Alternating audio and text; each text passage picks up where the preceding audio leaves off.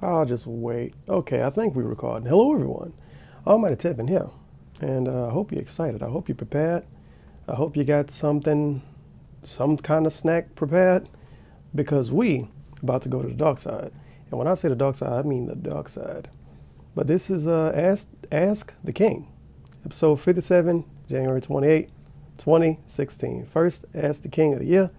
It's been maybe a few months since I listened to a whole one of these thingamajiggies. Not really gonna call this like a reactions video. I'm really gonna call this an endure video because Ask the King is a fucking endure. But I have some counters on the screen to keep myself busy. I got one that's got a fish hook next to his face. That's the bait counter because he gets a lot of bait questions. And when I mean bait questions, I don't mean stuff like about terrorism and shit. I mean stuff like that too, but I also mean stuff that's pandering to him. Like a lot of people ask questions that can boost his ego or can make him feel important. So then he has a higher chance of answering them. And just looking in the description, we can see some of them already. Possibility of returning a competitive Street Fighter, whatever. Thoughts on things coming together with my new work schedule, that's one. Discussion of the changes that are now live for my third channel strategy. Like some of these questions seem so specific. It seemed like he just wrote the question down and pretended that someone else answered it. Well, asked it. Anyway, description is interesting. It's kind of, honestly, it's funny because I remember, let me see what this link go to. Yo, DSP, I'm not going to say he took my advice, but he is doing the same thing I said he should do not even a week ago. If you watch my last video I made on our good friend Dark Surfer Phil, I said that he should just get a straight up Amazon link and put it in the description like, hey, if you like me, buy stuff using this link and I'm going to get some money. And then I brought up a website that I go to that do the same thing. And lo and behold, he has an Amazon link just like that. It says, like buying stuff on Amazon, use this referral link and I'll get some credit for anything you buy. It's a great way to support me, so thanks in advance. And it sends you straight to the Amazon homepage. That's what he should have been doing. And that's what I said he should do Sunday. And not even a week later, that's what he's doing. So hopefully somebody listened to me and told him or something. But whatever. I ain't mad at him. He should have been doing that anyway. But let's get the show on the road. Second counter is just a general counter for when I'm bored. For arm flails, you know what I means, snorts, just random stuff. It's not going to be 100% accurate, but like I said, I have these counters to keep myself entertained. I think it's F9. Yep, it's F9. It's got a delay on it, so I can't like mash the button. Nail, motherfucker.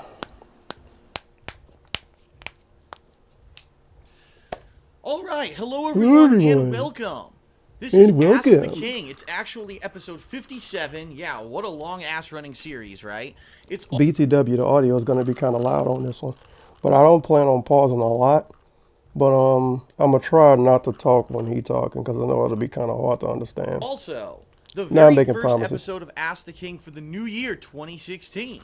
It's right now the very end of the month, the 28th of January actually, and I've not had a chance to do this show in 2 months, so I'm excited to be coming back strong. If you've noticed, recently there's been some changes to my content on my vlogging channel here on YouTube. I'm going to talk a little bit about that. But for those of you who maybe are newcomers who have just come by recently to check out all the new stuff, welcome to Ask the King. This is my monthly show, or at least I try to do it monthly. In this case, it was a 2-month wait, where I answer your questions, whether you are submitting them on the kingofhate.com forums, whether you're a patron who pledged $20 or more monthly, which you can see the link right here. If you do that, you get your question answered for sure on the show. And in fact, we've got a good 1, 2, 3, 4, I believe 4 or 5 people who are going to get their questions answered because of that. 5 people gave him $20 to get a question answered. That is amazing.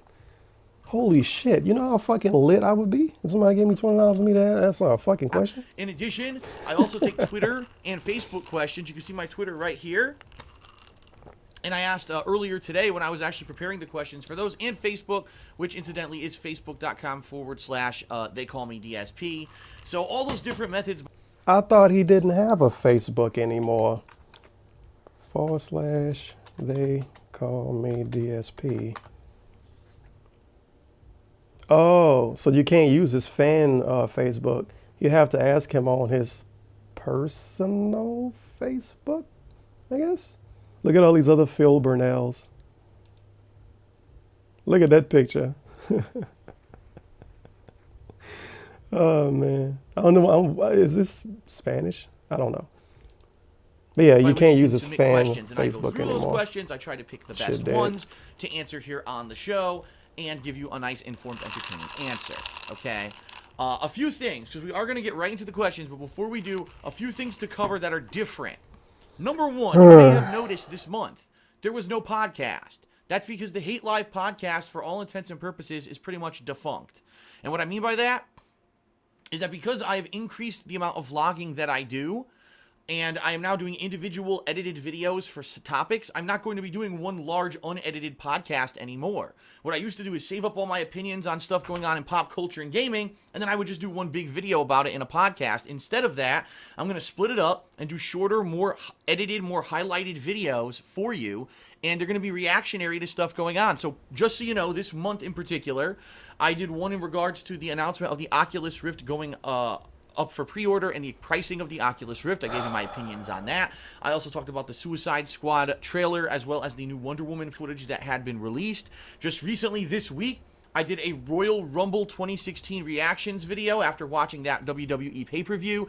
And yesterday, right here on the King of Hate Vlogs, I also released my thoughts on Star Wars The Force Awakens. Bruh. Which I finally had the opportunity weekend to preview? see after a month and a half of the damn thing being out in theaters. Or I know the stuff that I didn't have a chance to preview? see earlier. I never say it but right. it is what it is. So It is what that's it is. the kind of style of video you're going to see here on the King of Hate Vlogs, in addition to this show, Ask the King. But you're also going to see the continuation of shows like DSP Tries It, the Weekend Preview. So there's going to be a nice wide variety of content here on the vlogging channel. For the first time, I actually feel like I'm going to be dedicating the amount of time I should have to begin with to vlogging. And I'm curious to see how it goes. I would definitely like to say thank you to all of you who have embraced this new style, because the 4 videos I put out this month so far, the performance is great. People are watching, they're commenting, they're spreading the word, and I like that. That means that you care about what I have to say, and you want me to keep sharing my thoughts. So I will, coming up with new gaming news or something with pop culture or whatever. Look for me to be covering various different things. For example, if there's a new television show I'm watching, or if something happens with gaming, you're going to see me covering all of that. All right? All right. So I know that's a change. And that means no more podcast. What that means is that patrons who pledge $10 or more to my Patreon monthly, normally I would read out a thank you shout out on my podcast. It's now going to be here in Ask the King. Oh my God. So what we're actually going to do is do patron questions and then immediately do those thank yous and then push forward into more questions. Okay? One more thing that I want to mention before we start with the questions. This is something completely different and new that I'm doing in the year of 2016. Amazon. I've become an Amazon Associate Partner. What that means is that I am part of the Amazon Associates program. And if you buy stuff on Amazon.com. Wow, DSP. And normally you order, it could be anything, that stuff for the house, games. I'm not going to skip it. You know, anything that you might order, digital stuff, digital movies, music, anything you get off of Amazon.com. I'm now going to be putting a referral link in the description of my videos, including this video is the first one on the King of Hate Vlogs that I'm doing this. If you click on that link and then you'll open your browser to Amazon and then you can do your shopping, I get a referral credit for that. So basically, it's a way for me to make a few extra bucks. It's going to definitely help this year with all the changes that I made to my channels. The fact that, you know, I just had that contract renegotiation with Machinima and I really need your help. This is one way to help actively rather than, you know, having to worry about, oh no, Patreon, because a lot of people have said, oh my God, Patreon, but I can't afford it. But hey, I order stuff from Amazon. Yeah, you buy so stuff on Amazon anyway. And it'll give Phil a little bit of help. So thank you to those of you who already have, because already there's been like over 40 items using my referral link in the past like 2 weeks that it's existed. And now I'm going to start putting it actively in all of my videos. So just look at the description. If you use it, it helps me a lot. Okay? So enough about that preface stuff. We're actually going to get to the meat of the questions. As you know, typically this show runs about 2 hours long, sometimes longer. I try to separate it into about 30-minute parts. So you're going to see multiple parts, probably 3 parts, if not more. We'll see how long it takes to answer some of these questions. All right? Mission complete. So, the first Ask the King of the New Year. I'm very happy to be answering your questions. Keep in mind, if you didn't get your question... Oh, another thing I want to say. I thought about putting this in 3 separate videos, but that's kind of a dick thing to do. And that means I have to upload 3 different videos and give 3 different videos 3 different titles. So I'm not gonna do that. I'm gonna try to sit through all this in one sitting. If I can't, then that means it's just gonna get uploaded a little bit later than I want it to be uploaded. But it's gonna be one big ass video. And I'm gonna do a stupid audio only version if people want that. And I'm gonna put that in the description too. I'm not putting fucking timestamps in the description. Oh, fuck that shit. Submit it in time for this Sorry. episode. You can always submit it for next episode on my kingofhate.com forums. You can head over there, and there already is a thread up for the next show, so post your questions up for there. And also keep in mind, if you're not interested in a particular question, look at the description of the video. I have timestamps here where you can jump around the videos, and that way you don't have to wait for the question you're not interested in. You can just jump right to the one that you want to hear the answer to, okay? All right, so let's begin with the patron questions. These are patrons for the months of November and December who pledged the $20 or more and got their questions submitted for sure to be answered on the show. So the first question.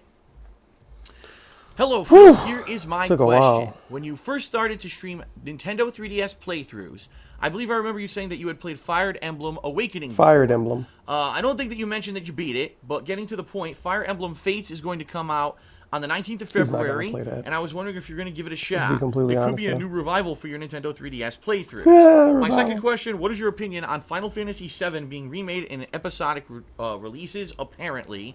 And that's from Fire Emblem Fan. All right, so 2 questions. Wait, Fire Emblem Fan is class. No. Is it?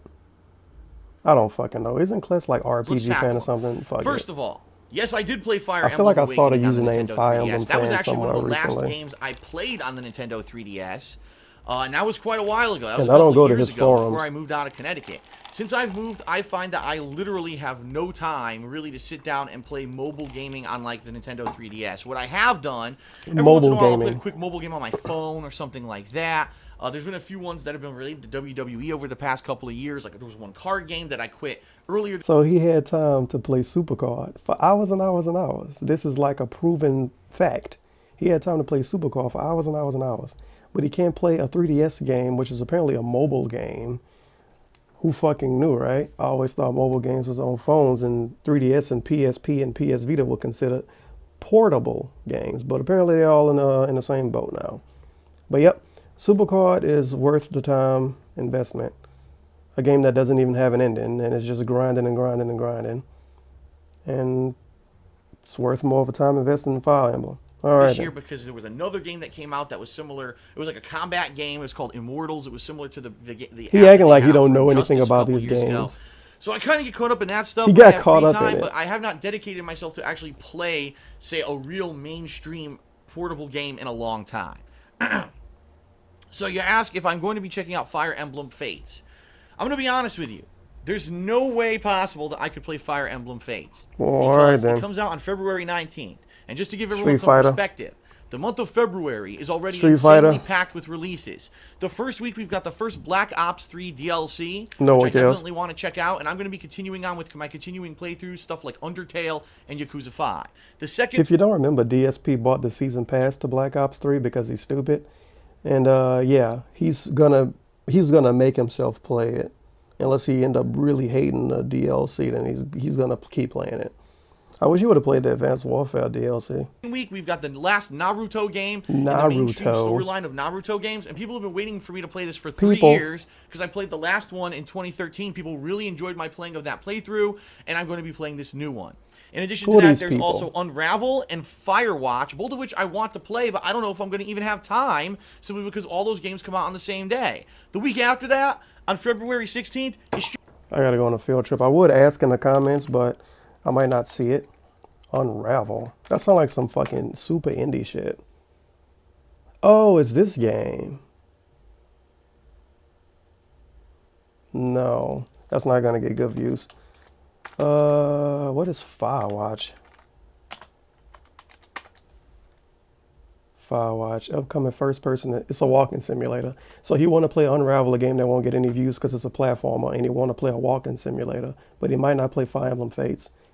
All right, we got to go a little bit off topic here. I recently been streaming Persona 3. And if you don't know, Persona 3 it's a JRPG. It's got a lot of grinding in it. It's got a lot of time wasting stuff in it. You know, stuff that wouldn't be good for a YouTube playthrough per se. But when I play that fucking game, when I stream it, I'm in the bed streaming that shit. And the thing, when I see him saying he can't play a game like Fire Emblem Fates because it would take too much time, I'm like, dude, you could fucking lay on the sofa, put your headset on, and just like be laying on the sofa playing a game like, all right, doing this, all right, doing that. You don't have to sit up in the couch. You don't even have to really concentrate. You can just let your mind be all over the place. You could sit in the bed and play that game. If you, like he could literally bring his laptop into his room or into his living room, lay on the couch and play Fire Emblem for like 5 hours, record it and upload it. And he would get away with it. But he can't do that. He has to play games in his business gaming room. Street Fighter 5. And everyone knows he wants to play walking simulators instead, I guess. I used to be a competitive Street Fighter player. I covered the living shit out of Street Fighter 4, and I'm planning on doing the same for Street Fighter 5. So this is basically the worst possible timing for a lengthy JRPG style game to be released, let alone a game that's on the Nintendo 3DS and probably would have even a lesser viewer base than me doing a more mainstream one, like, say, Persona 5 or something like that. So, unfortunately, this game is just kind of going right under my radar. There's too much going on in the month of February. I will watch him play Fire Emblem. And by the way, you would say, well, why don't you save it for later? Well, let's see. March has like 5 or 6 games. April has like 5 or 6 huge high-profile games. So we're talking saving this game for like maybe the downtime of the summer. The thing is, all he got to do is say, no, I'm not going to play it. Too much other stuff coming out. But no, he got to give us all these examples and excuses and shit. Just say you're not playing it, bro. That's when Persona 5 is supposed to come out. You don't owe anybody anything. Oh, yeah. I still have Disgaea 5, which I was playing last year and haven't played in like 3 months, and I don't know if I'm ever even going to get back to that. So you see the conundrum I'm in. I'm in a JRPG conundrum, where there's so many JRPGs that came out at the same time last year. I wanted to see him keep playing this guy, you fucking asshole. I don't know if it's going to fit. I mean, there's definitely He's never going to finish on that my game. radar. I definitely want to play Persona 5. That's why I keep mentioning it. But outside of that, I don't know if I even want to make any promises about playing JRPGs anytime soon because there's so much else coming out that I'm interested in. Okay.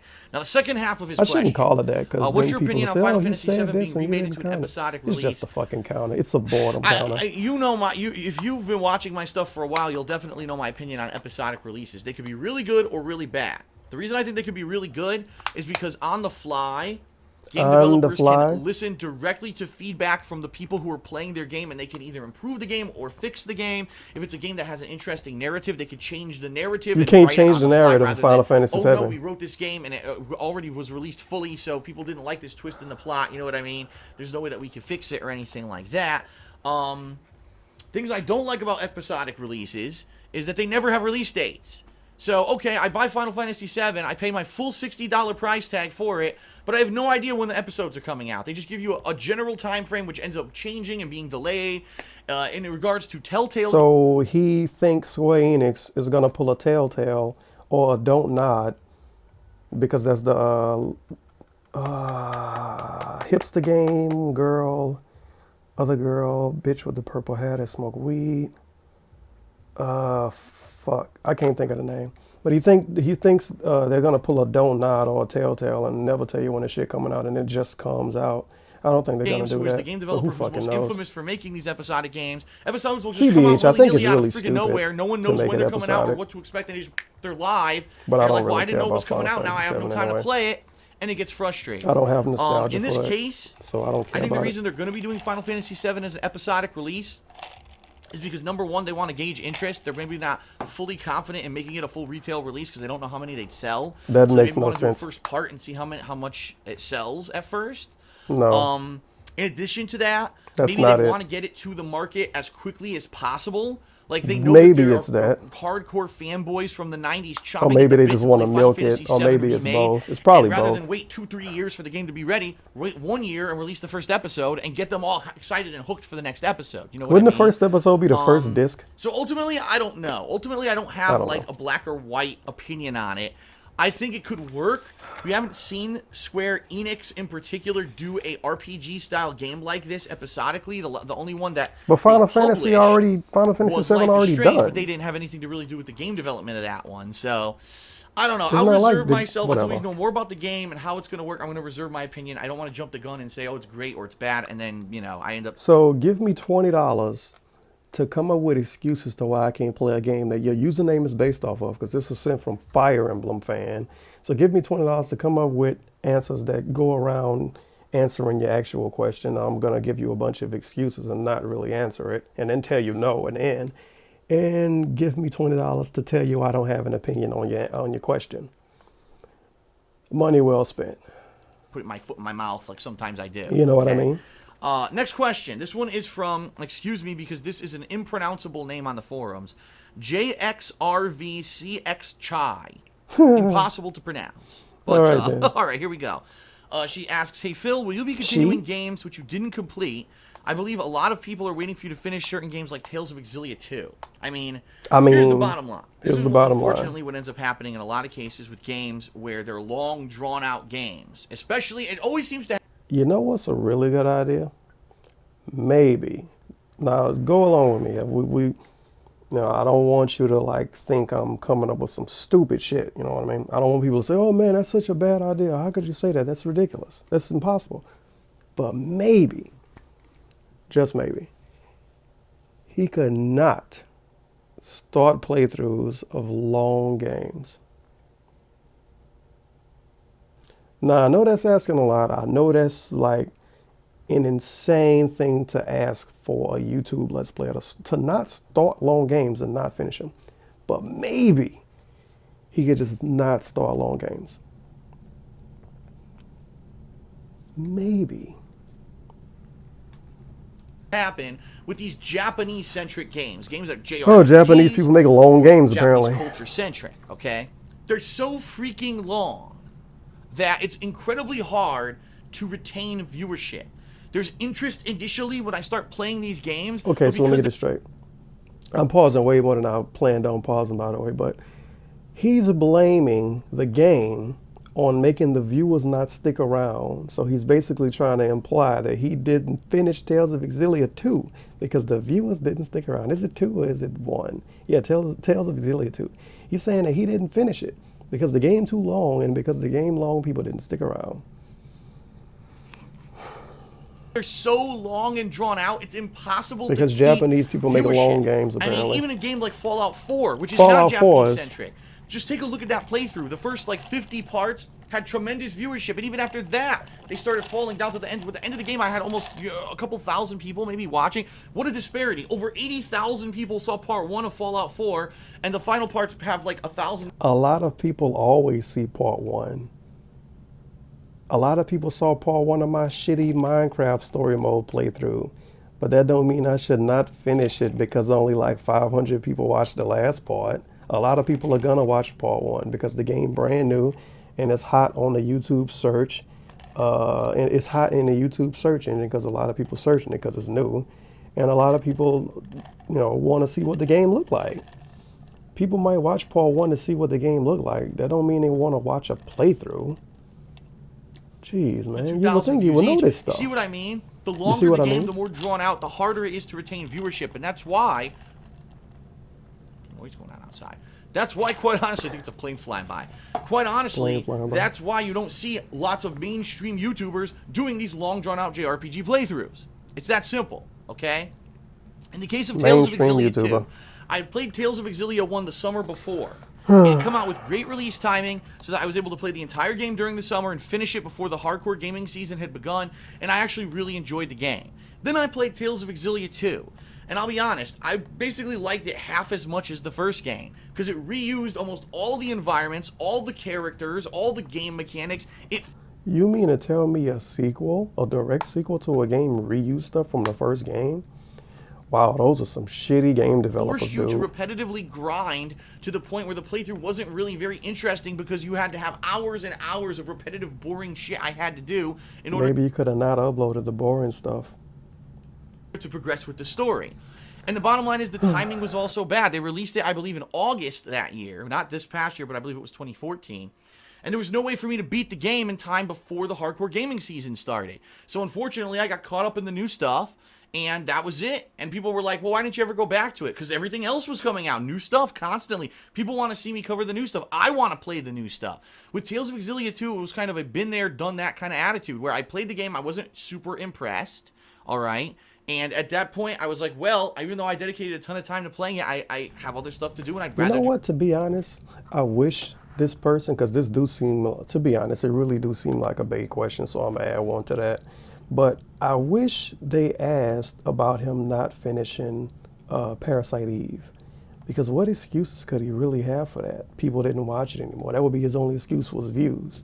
With Tales of Xillia, he could say, oh, well, it was part 2, it was a sequel, it wasn't that interesting. But Parasite Eve is the first game.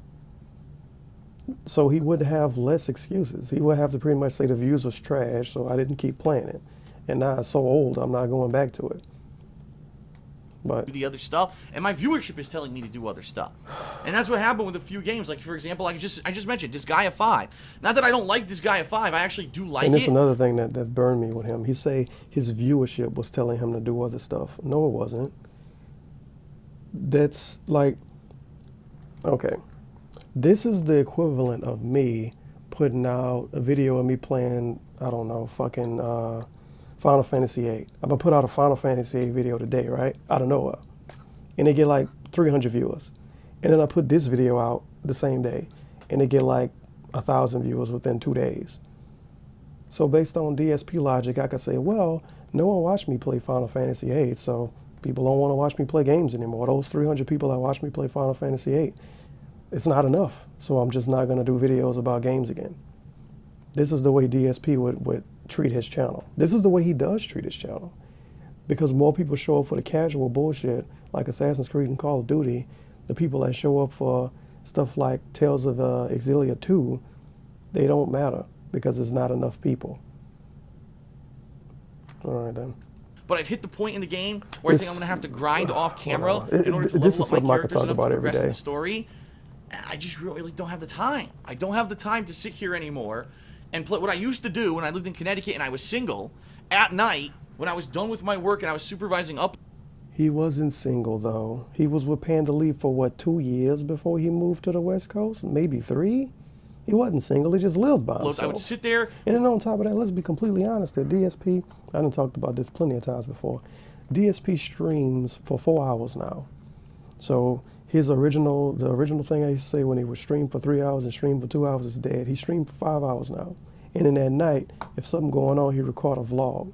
So he works for maybe 6 hours a day. He doesn't edit his videos unless it's a vlog or something. And even then, it should take him maybe an hour max to edit it. He just a scrub at editing, so it'll take him longer.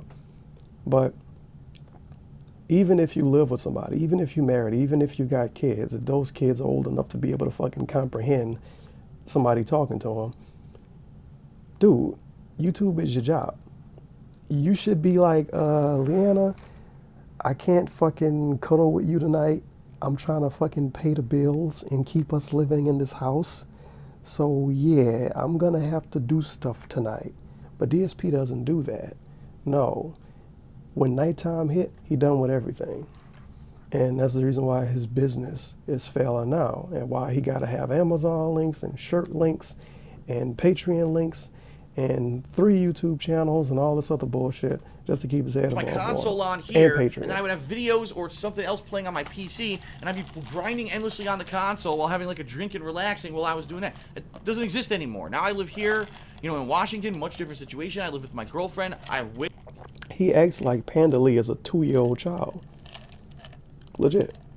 Like, she cannot be around you for a night, dude. She'll be all right. She won't die. She won't die of malnutrition or some shit. Speaking of malnutrition, I need to put some water in this cage. But I don't know. DSP is a weird dude, man. Less free time, I'm done. Chores and stuff to do. And the free time that I do have, I'll be quite honest, I'd rather spend with her watching television and doing other stuff rather than sitting there grinding endlessly in an RPG. So unfortunately, I hate to say it. So he would rather spend time with his girlfriend and make no money than work on something for his business. But then when his business starts to fail, he expects his fans to fix it by buying stuff on Amazon and signing up for Patreon. but these kind of games that are lending themselves to really super long extended playthroughs that really don't have a lot going on, and it's a lot of repetitive combat, I don't know how actively I'm going to be able to cover them anymore. And you see, you could compare that to a series like Persona 4, where, yeah, Persona 4 had a lot of combat, but it wasn't grinding. It was actually just progressing through the dungeons with no real grinding required. The grinding that I had to do was the side missions, which actually had story to them and were interesting. So there's your comparison. RPG games that are repetitive as hell and take a ton of grinding and time consumption to finish, versus a game like Persona, where I think they do it right. It's more about the narrative and stuff, and it actually can get people interested in watching a long playthrough of it. So I don't know. I mean, I'm certainly not saying that these JRPGs that are coming out are out of the question. Absolutely not. And I'm sure they're going to be very high-profile ones. We already mentioned Final Fantasy VII Remake. Yeah, I'm definitely doing that. And in fact, there's a question coming up for another one that I may possibly be covering as well. But the bottom line is, especially with my new formula, which is about a 3 to 4 hour gameplay stream every day, and then at night me working either on a vlog or an edited video, I don't have this kind of time anymore where I'm going to be sitting and endlessly grinding in these games. You know, it was an era that I did it for a couple of years, and even... All right. Sorry if you hear like fucking bass coming from outside. Motherfuckers like to play music loud, and these walls are thin as fuck. But he's not saying that these games are out of the question, but he's never gonna go back to Tales of Xillia 2, and he's not even gonna play Fire Emblem Fates. And trust me, Fire Emblem Fates, at least for the first week when it come out, a lot of people are going to be interested in seeing it. A lot of people like Fire Emblem. Fire Emblem Awakening put a lot of people on with the Fire Emblem series. Like, it made a lot of people realize how good it is. But he's going to skip all of that to play a fucking platformer that no one knows about. The only way I even know about it is because I used to use Origin, and that's the only place I ever saw the fucking game, in a walking simulator, because DSP doesn't play enough walking simulators. Because when you see first-person adventure game, 9 times out of 10 it's a fucking walking simulator. Anyway, I'm sure somebody's gonna post in a comment calling me wrong because it's not really a walking simulator, but it looked like one. But these games are not out of the question. He's just not going to play Fire Emblem Fates, and he's not going to go back and beat Tales of Xillia 2, and he's not going to be Parasite Eve, and he's probably never going to go back to Disgaea 5. But these games are not out of the question, guys. Pledge $20 today to get your question answered. Oh, yeah, I enjoyed doing it. I don't think it's really going to be viable at this point. And I apologize to those who were like, well, I love seeing Phil play JRPGs and spending, a month playing one game and, for a 200 to 300 part playthrough. I mean, how can I do it viably? How can I do it and have a business that operates? You know what I mean? That's why you don't see YouTubers usually do business. do it. The people who are doing it on YouTube, they're not doing it as a business. And that's real talk. The people that play these long games on YouTube are not doing it as a business. And that's real talk. But this is coming from the dude that tell us all the time that these other YouTubers, they don't care about you. They don't care about your feedback. They don't care about if you like them or not. They just care about the views. They just care about it's big business to them. But DSP uses the word business more than any other YouTuber ever. But everybody else that's major on YouTube, it's big business to them. But it's not big business to him. But he used the word business more than anybody else. Of course. And I know some people are going to be upset about that, but I'm being honest with you. I don't want to sugarcoat shit, It's certainly not out of the question that I would never play JRPGs again. And like I said, Persona 5, definitely playing that when it releases. But it's certainly out of the question that I'm going to be going back to some of these defunct playthroughs. There's zero chance I'm going back to Tales of Xillia 2 because I traded that game in a year ago. So there's no way I'm doing that one. Disgaea 5, even though I'd like to say I'd like to do it and continue it, I don't know how viable it's going to be. We've got 3 straight months of insane amounts of releases, and I know I'm going to be bunkered down here playing them, so I don't know. All right? Okay, next question. Phil, you've been streaming on your website for over 2 years now, and you have IRC as a client built in for your stream chat. Since being able to implement this, do you feel that you're finally starting to come together in regards to YouTube? Meaning like, having a daily work regimen. I also mean the live capturing and new things that you can do. Daily work regimen is streaming video games. It's funny because when I started Direct Capture, I really didn't know what the hell I was doing. This was back in early 2013. So almost 3 years ago now. Yeah, it's almost a 3-year anniversary that I adopted Direct Capture. And I was flubbing along, and at first when I tried doing it, the quality was bad. I was trying to live stream, and I was having tons of issues. Back then, I was live streaming on Twitch TV, right? And then we all know what happened over there, the course of a year to 2 years. I was on Twitch, and I was liking what I was doing, but then Twitch didn't want me to do the quality of videos that I wanted to do. They wanted me to downgrade, and I wasn't too happy with that, and especially with a lot of the business practices that they had instituted on their website, which I did not fucking agree with. So I said, you know what? YouTube has streaming now. I'm just going to try it over there. And I did, and I'll be honest, I love streaming on YouTube. Streaming on YouTube, I could do it the quality I want. Technically, I don't have too many technical difficulties. I can certainly tell you this, when there's a... Wait, okay. Guess what? He can stream on YouTube at the quality he wants. Sure, he can, but he gets about like 500 less viewers. Big ass fucking tournament for another game. The entire website doesn't chug along and suck like Twitch does because it's YouTube. They're huge. You know what I mean? They have the server capacity to handle stuff. Of course, I don't get anywhere near as much viewership as I did on Twitch because Twitch is the hyped mainstream place to stream. I don't care. I like having a more dedicated viewer base of people who are there to watch me rather than to just watch the game in general, right? And that's really what it was on Twitch. People would jump on my stream and say, wow, the guy's playing the new hyped game. Okay, you like having a dedicated fan base that watch you and don't just watch the game. But guess what? Those people that come around, those casuals that come around just to see a game and not see you, they might end up liking you and sticking around. When you only cater to a dedicated fan base that can't ever grow because you're streaming on YouTube and no one fucking watches streams on YouTube unless they're already watching somebody else that they already know about, you plug in Patreon and shit to the same people, which is something I talked about on Sunday. He preaching to the choir. He plugging Patreon and he plugging his shirts and he plugging Amazon to the same 200 to 300 people every single day. Unless he gets lucky and he get 1,000 viewers to watch him play Undertale because they want to be salty about him playing the game the wrong in quotes way. But you would rather people come to see you than people come to see the game, when those people that come to see the game might end up liking you more than the game. And then those people can turn into patrons or shirt buyers or whatever. But DSP don't think that way because he's fucking stupid. And then they would be like, well, I don't understand. This guy's not interacting with the stream chat. This guy's not asking for subs. This guy's not doing this and that. All these things that everyone does on Twitch typically. I don't understand it. I must demand that this guy conform to what everyone else does on Twitch.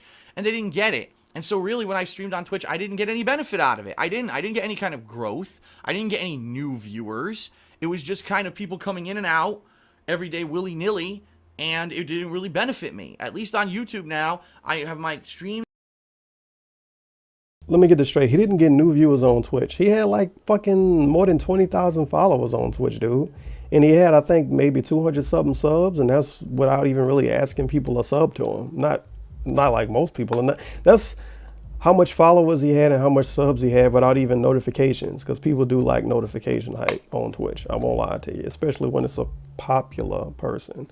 And DSP was in between. He was in between. But like, he say he didn't get growth out of Twitch. How does he know? He doesn't know. And then people left him when he left Twitch. People stopped watching his stuff, but he didn't get growth from Twitch. Whatever. And my raw gameplay all in one spot. That's good. The go-to place for raw gameplay is DSP Gaming. The go-to place for vlogging is right here on the King of... And then he say having his gameplay in one spot is good. Since when is having everything in one spot good? No, that's not a good thing at all, because if that one spot go to shit, you have nothing. So that's not good. Vlogs. The go-to place for edited content is my new channel, KO Gaming.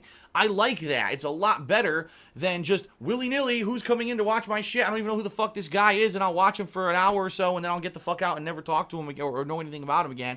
I don't need that. And like I said, I'm not the kind of person who is sitting there and doing those practices that make people financially viable on Twitch, so it didn't benefit me to be there anyway. So, the few weeks now, about 2 weeks, I've been doing this new formula for 2016. The 3-channel formula. I like it. I really do like the new 3-channel formula. And I really feel that as long as I stick with it, and I stay dedicated to it, it's going to be successful. But that's the thing. It's change. I'm going to be playing less games overall. I'm going to be putting out more of different kinds of content overall. And people need to get used to that. And right now, a lot of people have been questioning me about the new channel KO Gaming, saying, Phil, the channel's been live for 2 weeks and you don't even have 5,000 subscribers yet. Aren't you afraid? And I'm like, why would I be afraid? You just said it. The channel's only been live for 2 weeks. There's 4 videos there, none of which have anything to do with new games. You're talking about a review of a game that was already 2 months old, an HD re-release of a game from like the early 2000s, and a game that's been out for 6+ months. Once I start covering new games, when I start covering new releases and I'm doing first impressions of new releases and I'm doing montages from these new releases and I'm reviewing these games over there, then I'm expecting people to get excited about the new stuff. Right now, it just started. I'm glad that I had this month where it was kind of slow to launch this new 3-channel model and start to get people used to it. I really do feel that there'll be a lot of organic growth once new games start coming out, which is very shortly. Like I just mentioned, another week to 2 weeks, you're going to see new games every week coming out, and I'm going to be covering them, and, you know, raw gameplay and the edited stuff. It's going to be fun, and I'm really looking forward to it. So at this point, I really am happy at this point with how things are going. I just need, you know, support from people to stay dedicated that you're going to be watching the new stuff, spread the word about the new channels, and of course you got Patreon. It's not even Patreon. I'm not going to go into depth about it, but that's it. I need your support to support this new 3-channel model, okay? All right, this next question is from Sammy Samosa, and he says, we know what your favorite video games are, but what are some of your favorite board games? Are you a checkers guy or more of a chess player? Who fucking cares about what his favorite board games are? Was more of a chess player. I'm skipping this. I'm sorry. This is fucking stupid. This is complete nonsense. And it's a 3-minute answer. So who cares? Like he didn't even fucking care. $20. Right, anyway, I've talked enough about board games. Money well spent. Next question. Hey Phil, I'm not sure if you answered this. As a matter of fact, I don't think this was a $20 question, but who fucking knows? That was a really stupid fucking question. Similar question before, but if that's the case, I apologize. It's no secret that you made your old Nintendo 3DS playthroughs on your old channel or on your channel private, and we all know why you did that. Okay. What I'm wondering is, what do you think of the idea of moving those 3DS playthroughs to one of your archive channels that have been dormant for several years? These channels, from what I understand, are not partnered, and being archive channels, the risk is minimal or even non-existent. It's not like you're making money off of those anyway, so I figure why not allow your fans to watch those 3DS playthroughs if they choose? All right, in a nutshell, because I don't want to go through the whole situation. Okay. In before he says he can't do it. Situation again. I had to make every game that I ever played on the Nintendo 3DS private on YouTube because of false copyright strikes. Basically, YouTube's copyright system is a piece of garbage. It really is. I'm not exaggerating, and that's not me venting. It is a piece of garbage. It's run by robots. So how stupid this is. When I was playing a Nintendo 3DS game, people would make me nice like templates like this for Ask the King, right? So maybe over here, let's say I was playing Zelda. Oh, there'd be a picture of Link up in this corner. What people were able to do was submit that picture of Link from the original artwork from Nintendo and say, well, this was used without copyright permission, right? And without any kind of actually addressing Nintendo, without any kind of actual check and balance system, and someone on YouTube looking and saying, yeah, but that's just a template for them to do a playthrough. This is not stealing the work and reselling it or whatever. They would hit me with a copyright strike. Yeah, that's how bad YouTube's system is. It's a piece of shit.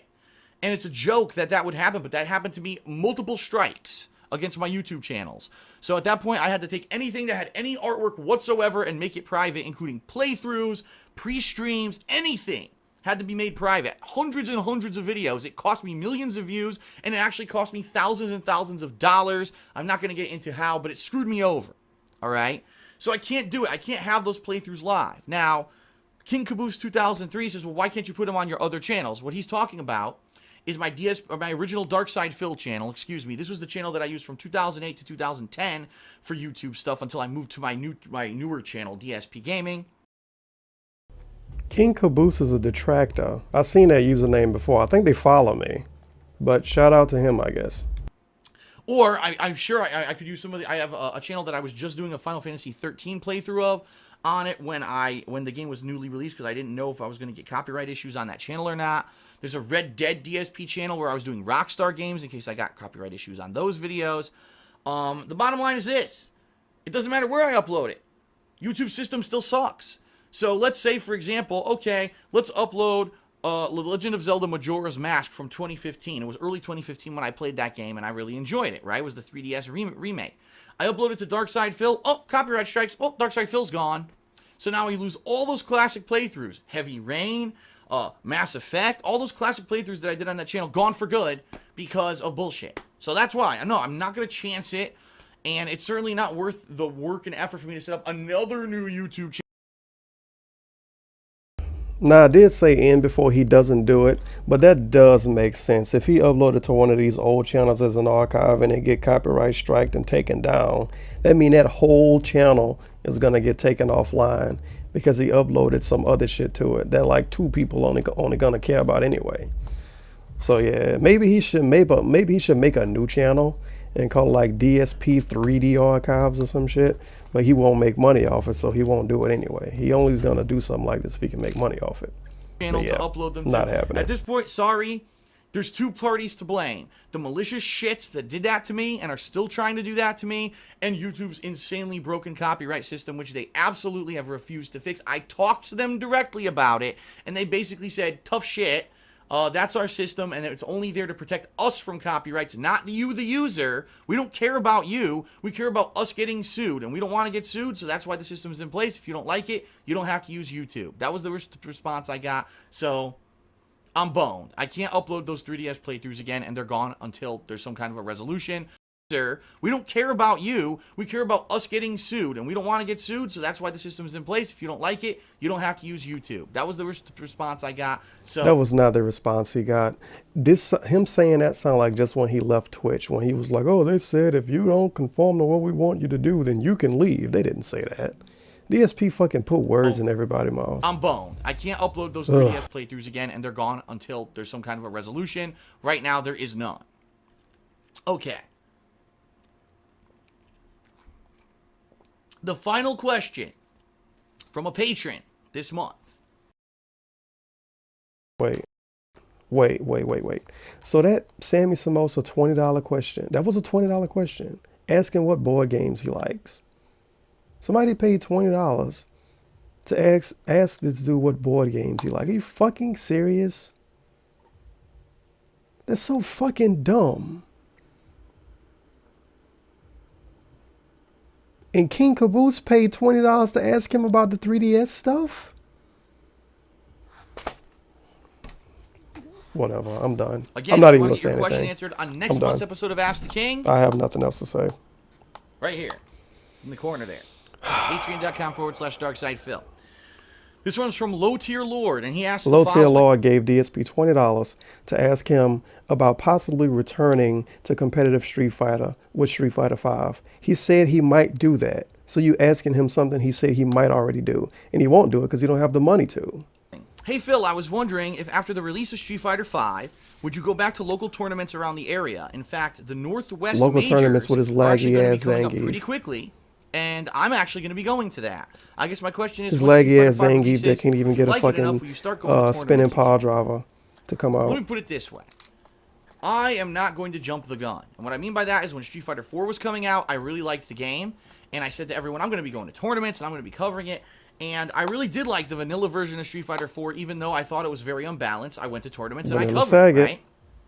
Then, subsequently, when the later versions of Street Fighter 4 were coming out, I was getting annoyed because they kept changing the fucking game. And unlike the people who were like hyper dedicated to playing Street Fighter 4, I was playing it more casually, even though I would play it a lot. It was a lot less than people who were in the competitive scene. How you was playing Street Fighter casually, but you was spending money to go to tournaments? What? And I was falling out of touch with the things that were the changes in the different versions of the game. And this was when my YouTube channels were exploding and becoming popular, so I wanted to dedicate more time to YouTube than just playing Street Fighter.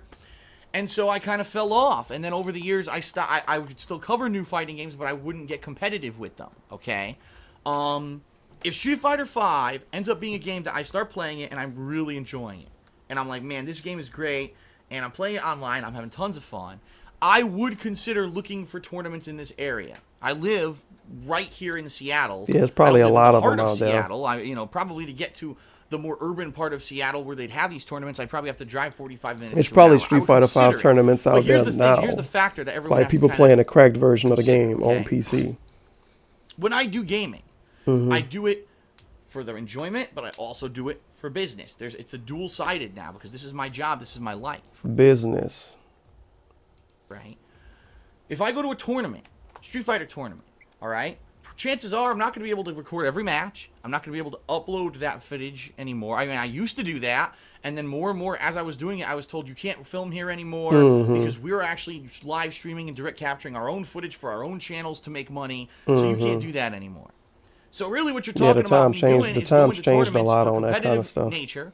I'll be honest, the prizes for these tournaments aren't very great unless you're talking a national scale tournament. So even if I were to play the shit out of the game, go to the tournament and win, he wouldn't win though. Not even going to be financially viable or anything like that. Chances Financially are I viable. win the tournaments anyway. See, this is the thing.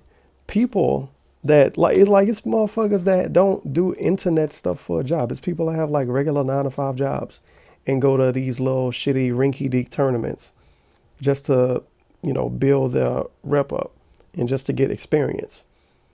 When you go into a tournament, a rinky-dink tournament, and the first thing that comes to your mind is the business and if it's financially viable, you don't need to waste your time going to that tournament because you going there, you're wasting your time and you're wasting everybody else's time now because they playing the game to be better at the game and to meet other people that's good at the game to get better at the game.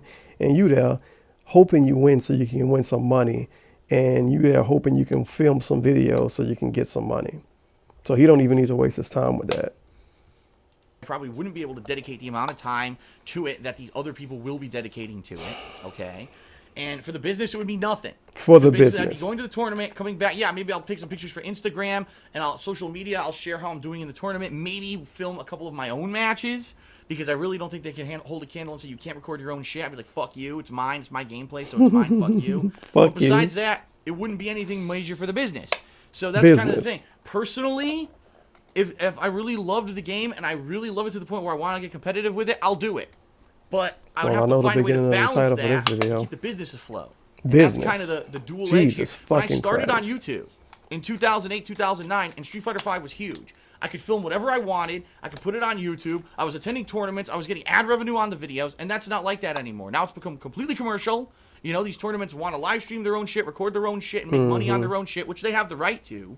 But that means that basically me attending a tournament is kind of a thing just for me rather than for the business. So if I get the competitive bug back for Street Fighter V and I really want to play this game at a competitive level, I'll consider doing it. And I'll have to try to find a way to balance it. Maybe attend a tournament that's on a weekend, right? And instead of 2 days of me doing my normal stuff, okay, 2 days away from that for me to attend this tournament, and then I'll vlog it maybe, and I'll come back and I'll tell you what I thought and how it worked and stuff like that.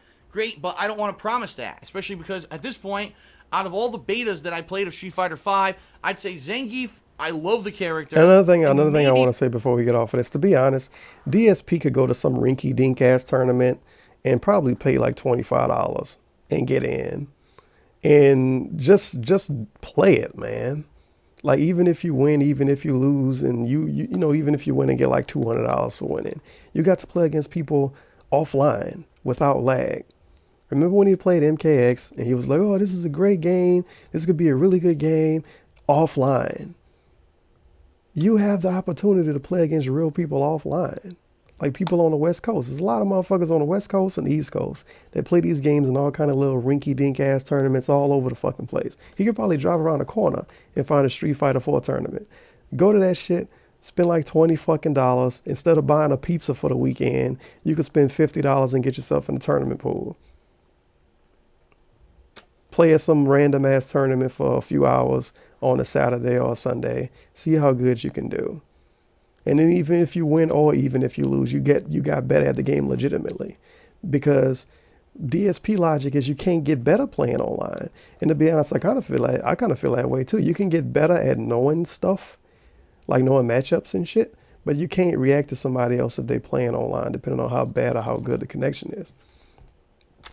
But I don't know why he can't apply himself to do that. Because it's not good for the business. One or two of the new characters, like Rashid, I liked the character, but some characters I didn't like. And, I don't want to say, I'm going to get super into this game if I end up, after playing it for 2 months, not liking how the game has adjusted to a competitive level. We'll see. It's all about we'll see. Is the possibility there? We'll see. Absolutely. Is it a definite possibility or a strong possibility? I don't know. We have to see how things go with Street Fighter V in just a couple weeks. It's actually 2 weeks. Shit, okay, 2.5 weeks.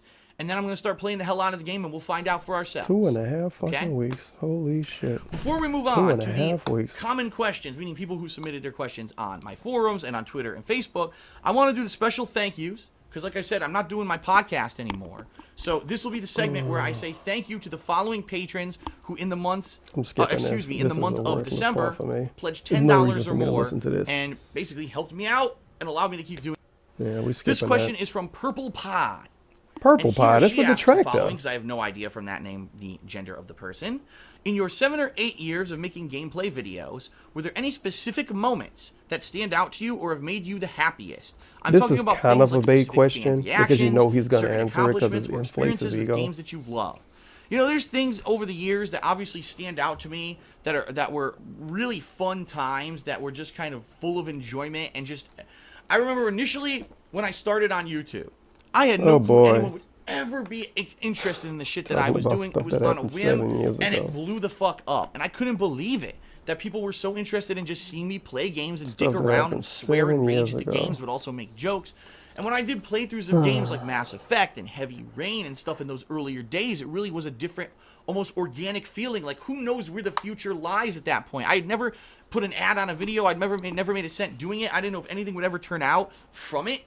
But at that point, it was just, you know, an amazing thing to see that people really liked me and my personality and the stuff that I had to share with people during gameplay. And then I would say it kind of changed because in the years of 2011 and 2012, when I was making money doing this and able to pay off all my financial debts and shit because of it, then what I liked is that I now had almost an authoritative reach. Meaning when important shit was going down, like remember SOPA and PIPA and what was it, S.978 or 678, whatever it was, all those bills that were going to shut down gaming on YouTube, and I was able to actually have a voice and spread the word about that shit and get people actively involved in shutting it down. That felt amazing, but now... It's funny he say that because something like this was about to happen recently, and he didn't talk about it at all. He probably didn't even know about it. Only that in particular to gameplay, all the peripherals like the Kinect and the PS Move, people wanted to see, gee, does this shit work? Viably, what are these games? And I was able to take the money I was making and put it into the business to buy those things and show you firsthand that most of them were garbage, but some of them were actually fun. Remember Start the Party? Remember Rise of Nightmares? Remember the vast majority of varied stuff that I did over the years with the motion controls, and I was able to show you actively what that was? That was an amazing experience. You know what? E3, even though, quite honestly, being in person at E3 in 2012 wasn't that big of a deal, because most of the shit at E3 is public anyway, and you can just fucking cover it by being at home over the internet. Just being there in person made me feel like, wow, this is the big time. I'm appreciated. People really respect my opinions. They want to see me cover this firsthand. That was an amazing feeling. And if anything, that's one of the things I'm disappointed with, is that I haven't been able to go back to E3, quite honestly, because I can't afford it. It's not because I can't get in. I know I could get in, because there's people who are much smaller than me on YouTube who are able to get in. It's actually a lot easier now if you're a YouTuber to get into an event like E3. My problem is I just don't have the funds to do it. You know, but my focus has been on improving the business and moving across.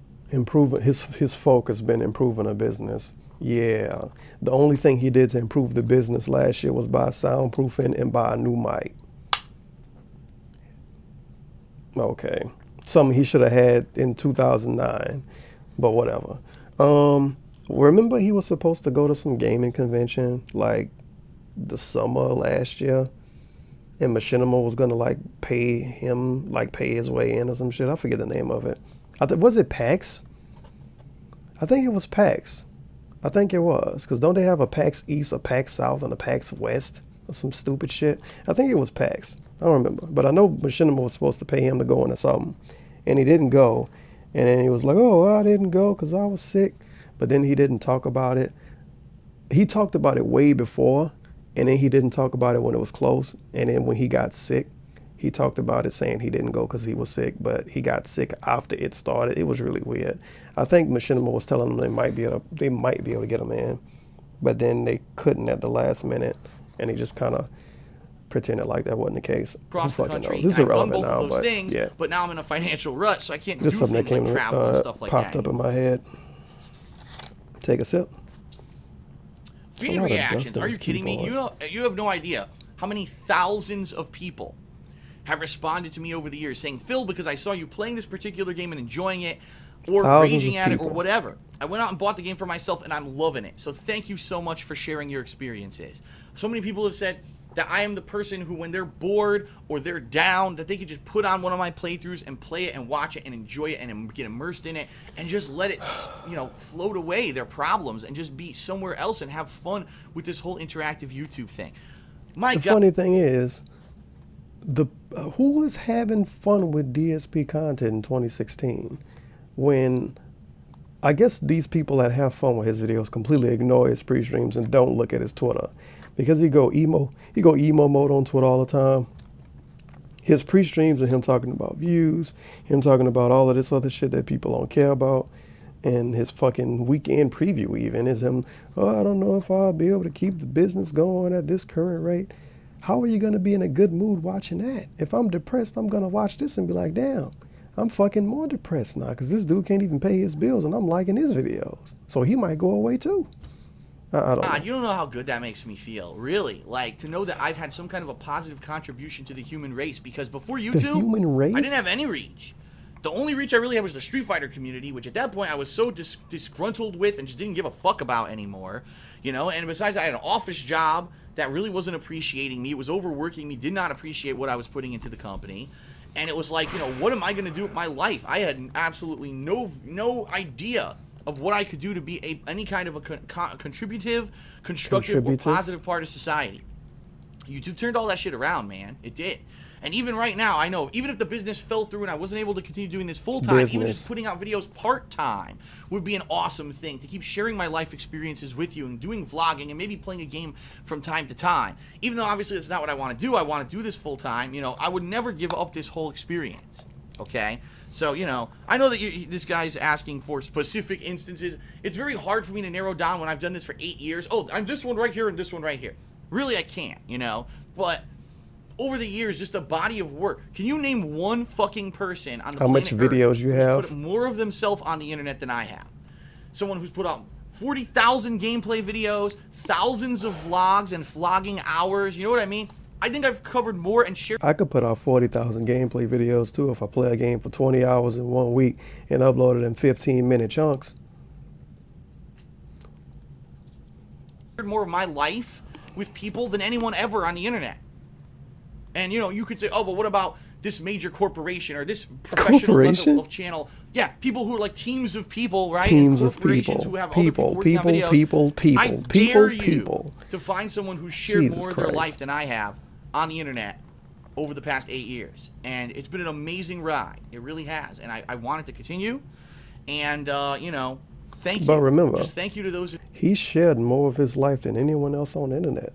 But when people tell him stuff about his own life that he originally told those people, then he says those people are stalkers. Of you who have been there for the ride, who are looking forward to the positive changes this year. Positive changes. Feeling good. Feeling good. Let's do one more question, then we'll take I'll take a short break. I need to take a break and too. Then we'll move on to part 2. This shit. All right. So this question is from Hell Knight 54. Who asks, hey Phil, I want to know your opinion on almost every new release that is published by publishers like Activision I don't and care EA. about this question. They always seem to be coming out now with a season pass or some kind of, you know, DLCs before the game's even released. A lot of gamers believe that these $50 season passes and the microtransactions that also seem to be attached to these games are going to be the end of gaming. Do you believe No. that? Will they be the end of gaming? No. Will they be a part of the evolution of gaming? Yes. Because I think what's happening more and more these days. Blame it on Oblivion. Gaming has become such a big business that now there's DLC. market It ain't been the same cannibalization. since. You know, when I was growing up in the 80s, 90s, and even to some extent the 2000s, okay, there weren't so many game developers and so many video games coming out that they would kill each other in the market, right? Like, even just to be honest here, when I started covering games for YouTube, 2008 to 2010. There weren't that many high-profile releases all the time. You would have maybe 1 to a month where these are like must-have AAA games that people want to play, right? Now they're out all the fucking time. And not only that, but then you've got the indie games that are coming out and are just as good as everything else. So the market is becoming so oversaturated with new games that it's cannibalizing itself, all right? So what's happening now is these big game publishers are afraid. They don't want to sink years of development, millions of dollars into developing a game that they're going to try to sell for a full retail price, $60, and then it doesn't make a lot of money. Okay? It doesn't pair off well for their investment. That's how they feel it from a business perspective, that they invested all this time and money and efforts and resources, and it didn't deliver the way that they had hoped. So now what they're trying to do is find additional revenue streams. Well, at least if the game doesn't sell... Wait, that sounds just like DSP. The stuff the time he's sinking and everything ain't working out, so now you need additional revenue streams. Patreon, Amazon affiliate link, Teespring, soap. Great, up to the insane expectations that we lived it up to. Well, at least people will continue to buy the DLC packs. They'll buy the season pass that doubles the purchase price of the game. And, you know, that's how we'll make up our money. And, you know, I have to say I'm guilty of this because last year, I'm a sucker. I will 100% admit it. I am a sucker. Even though I'm strongly against these season passes, I bought the season pass for Batman Arkham Knight. I'm a dumb shit because that was one of the worst season passes available. It had 2 story-based DLCs that were worth playing, each of which was around 90 minutes long, roughly. And outside of that, it was a bunch of little said about himself. map challenge packs with the Batmobile that were crap. 1 or 2 character packs. Remember, one had, what was it? One was Catwoman and one was Robin, I think. And those were incredibly short, like you beat them in 15 minutes. It was a complete ripoff. There was nothing in that season pass to warrant the price tag whatsoever. It was a bait and switch because they initially gave you that cool Batgirl story pack as the first piece of content to make you think that it was worth it. So everyone bought the season pass, played it, and said, oh, this is really cool. It's worth it. Everyone should buy the season pass. Everyone did, and then you didn't get anything until December that was worth playing again. That's not a bait and switch. I was a victim of it, because and if they bought the dumb enough DLC to let myself and be then a bought the victim of season it as pass, well. they stupid. Right? And if they already bought the season pass, it wasn't a bait and switch because they bought the season pass. Microtransactions at least are not bait and switch. Season passes in a lot of cases are because they promise you the world and then they don't deliver. Microtransactions, it's your fault if you put additional money into the game. If you're playing this multiplayer game, I got to unlock this thing right away rather than put 25 hours of gameplay into it to unlock it. I'm going to put money into the game, microtransaction, boom, instant gratification. That's on you. That's not on the game developer because they're offering you a product and you actively choose to buy it. So it's different from a season pass where maybe they're promising you great content, you buy. That's also wrong. At least the way he explained it, it seems wrong because it's your fault if you buy if you get a microtransaction item. So for instance, you buy a skin in Black Ops 3, which you can't unlock without buying it. But it's your fault if you buy that for like $2. But it's not your fault if you bought the DLC because they promised the world. I gotta hear this again. This don't sound right to me. Multiplayer game, I gotta unlock this thing right away rather than put 25 hours of gameplay into it to unlock it. I'm gonna put money into the game, microtransaction, boom, instant gratification. That's on you. That's not on the game developer because they're offering you a product and you actively choose to buy it. So it's But a season pass is them offering the product and us choosing to buy it. So how was the season pass not our fault also? You can unlock a season pass. You know, you can't unlock that stuff. Just like a lot of times with microtransactions, you can't unlock that stuff either. It's for a mobile game, sure. It'll be like, oh, well, you can spend $5 to get this, or you can play for 20 hours. But with a game like, for instance, Black Ops 3, you have a weird skin for a gun. You can't unlock it. You have to buy it. But how is it all fault if we buy that and not all fault if we get the season pass? Whatever. It's kind of like, I feel like DLC. I feel like DSP saying that to make himself seem not as bad because he buys season passes. Because I can't really completely understand what point he's trying to make. Different from a season pass where maybe they're promising you great content, you buy it, and then they give you shit. That's the difference here between the two. I really, at this point, have to say I'm against season passes. I'm so against season passes that even though in the past both Fallout 3 and Fallout New Vegas have delivered outstanding DLC. I'm so against season passes. I have the season pass for Black Ops 3, and I'm going to be playing Black Ops 3 expansion stuff in the next couple of weeks. Expansions, I have not bought the season pass for Fallout 4, and I refuse to do it. I'm just going to buy them one by one. And even if he's going to buy them one by one and spend more money. If I end up spending $10 to $15 extra fucking doing that, at least I know I didn't buy the first one and it was shit, and now... But guess what? buying them one by one and giving them the extra $10, you helping them more. Like if for instance, if they put out, I don't know anything about Fallout 4 DLC because I'm not going to play the game anymore. But if they putting out 4 DLC packs, right, and you can get all 4, I'm making up numbers now. If you can get all 4 for $30, or you can get each one for $15 a piece. If you buy 2, then you gave them the season pass amount. That's why they price it like that, because they want you to screw yourself over if you buy them individually, and they want to be able to screw you over if you buy the season pass. So either way, you lose. Oh, well, I bought the season pass, so I'm stuck with all of them. No, I'm not doing that shit anymore. I refuse. Fool me once, shame on you. Fool me twice, shame on me. But you got fooled twice before. Rocksteady and the Batman game developers. Shame on Rocksteady. But shame on me if I fucking buy another one and the same shit happens, because I should have. But you got the season pass for Black Ops 3. And that's how we should all treat this. We all know we've all been burned now. So if you buy the season pass, I haven't been burned. Supporting that practice. I haven't been burned. The only season pass I ever bought was Battlefield 4. And you're actually I played that game for like $300. Additional money on the same fucking game. That's crap. All right. All right.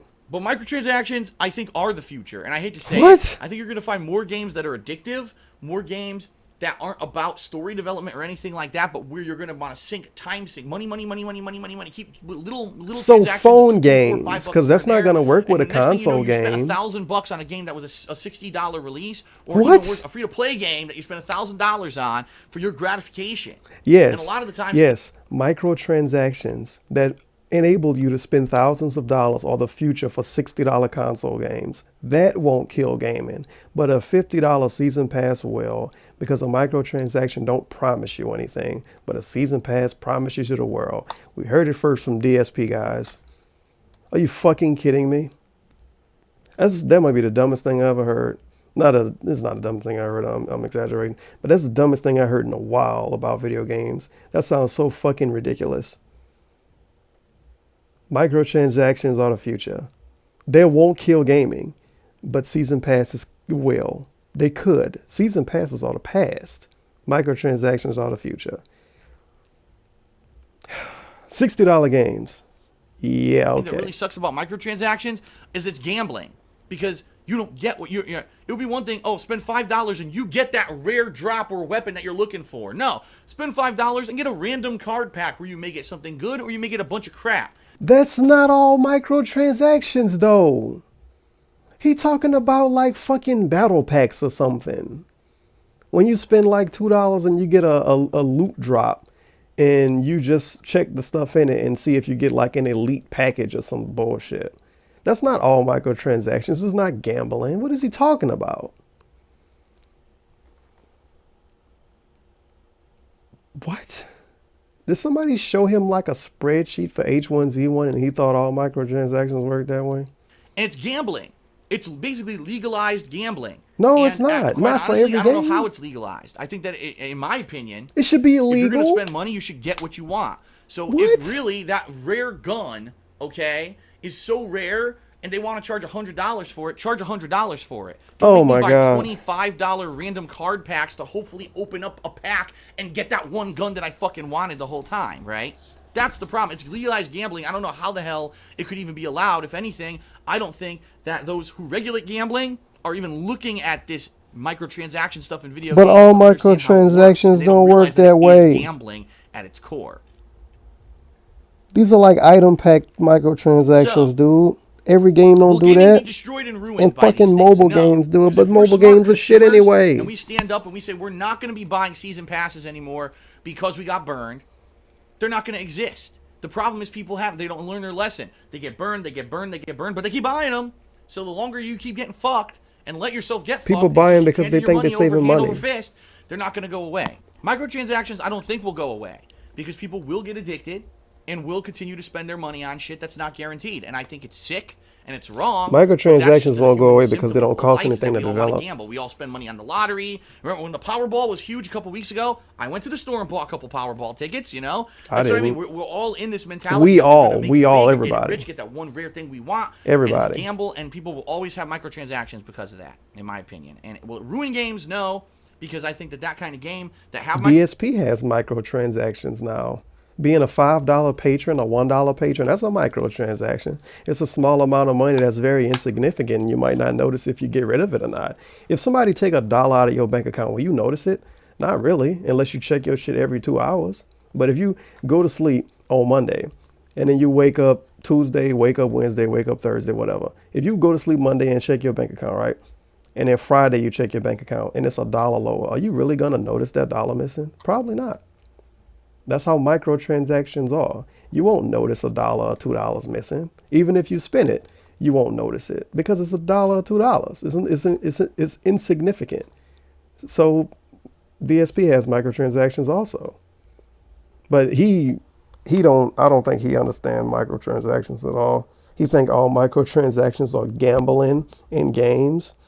And yeah, he wrong about a lot of the stuff he said right there. Is a different animal from the kind of games that are the bigger budget development AAA games that really we should be spending our time on, but that's just my opinion. I'm sure there's people who love these games, these MMOs, these free-to-play games like Destiny, right? Microtransactions out the ass. And Halo, oh my god, Halo 5 had microtransactions, which I can't fucking believe. It is what it is. All right. Whatever. That's done with part this one one of Ask the King. I'll be I back have shortly nothing with else part to say. 2, which you got tons more questions to answer, okay? So don't go anywhere. I'll be back Fucking shortly. DSP. Check out for part 2 right here on the King of Hate vlog. Should be going live shortly if it's not live by the time that this video goes live. Thanks for watching. See you in part 2. Good Lord. Well, let me load part 2 up now. Hello, everyone. Hello, everyone. This is part 3. Part 1. This is part 2. Okay. I love how the likes and dislikes are still disabled. Tamina is anything but excellent in the ring. She's downright awful. That's the truth. Tamina fucking sucks. He said Tamina was a good wrestler.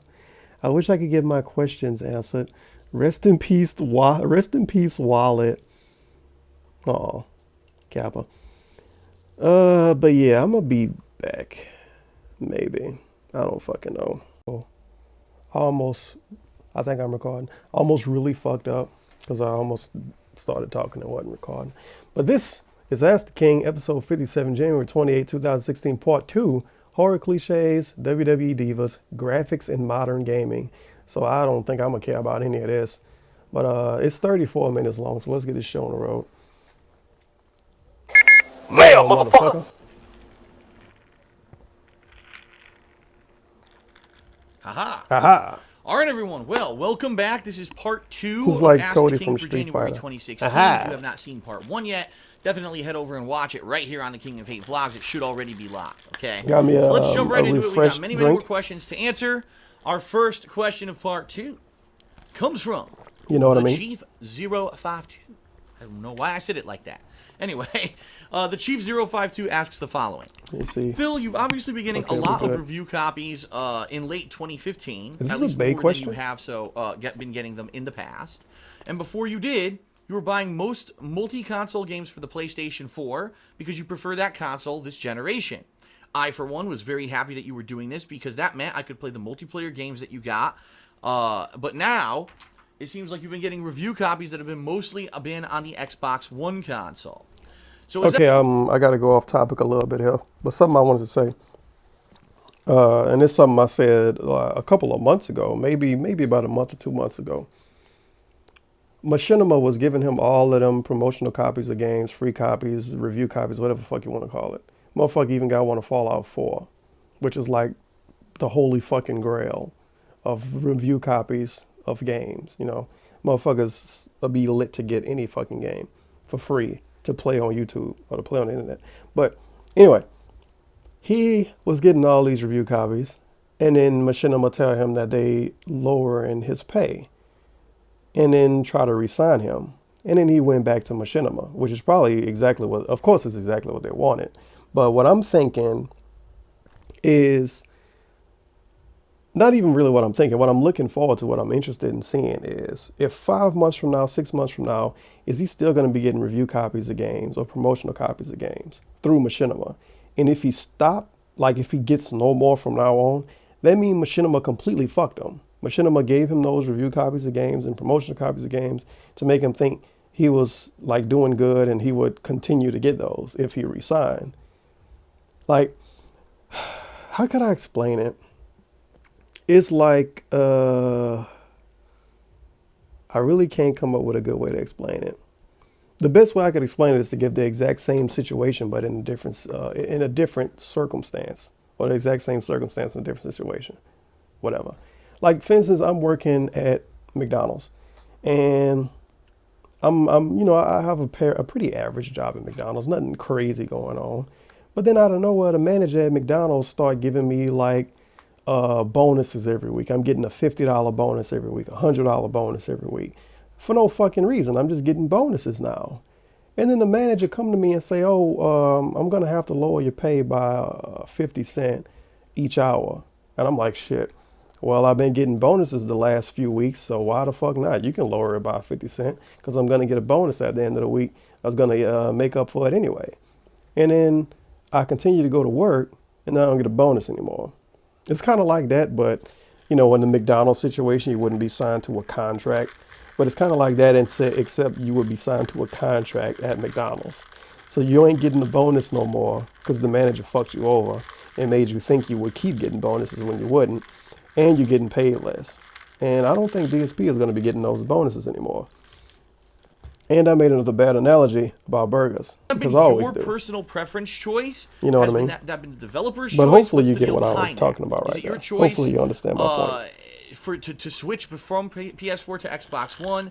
If not, what should happen to people like me who want to play the newest multiplayer games with you, but you're owning them all now on the Xbox. He won't play with you anyway unless you give him money, unless it's the end of the year. So there's basically two questions in one. The first question is, I've been getting review copies. At least in late 2015, I was getting review copies of games, but most of them seem to be on Xbox One. What's up with that? Was that an active choice of mine or not? And number two, what's going to happen with people who want to play games multiplayer with me? What should be the console of choice? All right. So first half of the question. All right, let me explain to you the process by which I get review copies of games. It's all because I am a managed partnership with Machinima. Here we go.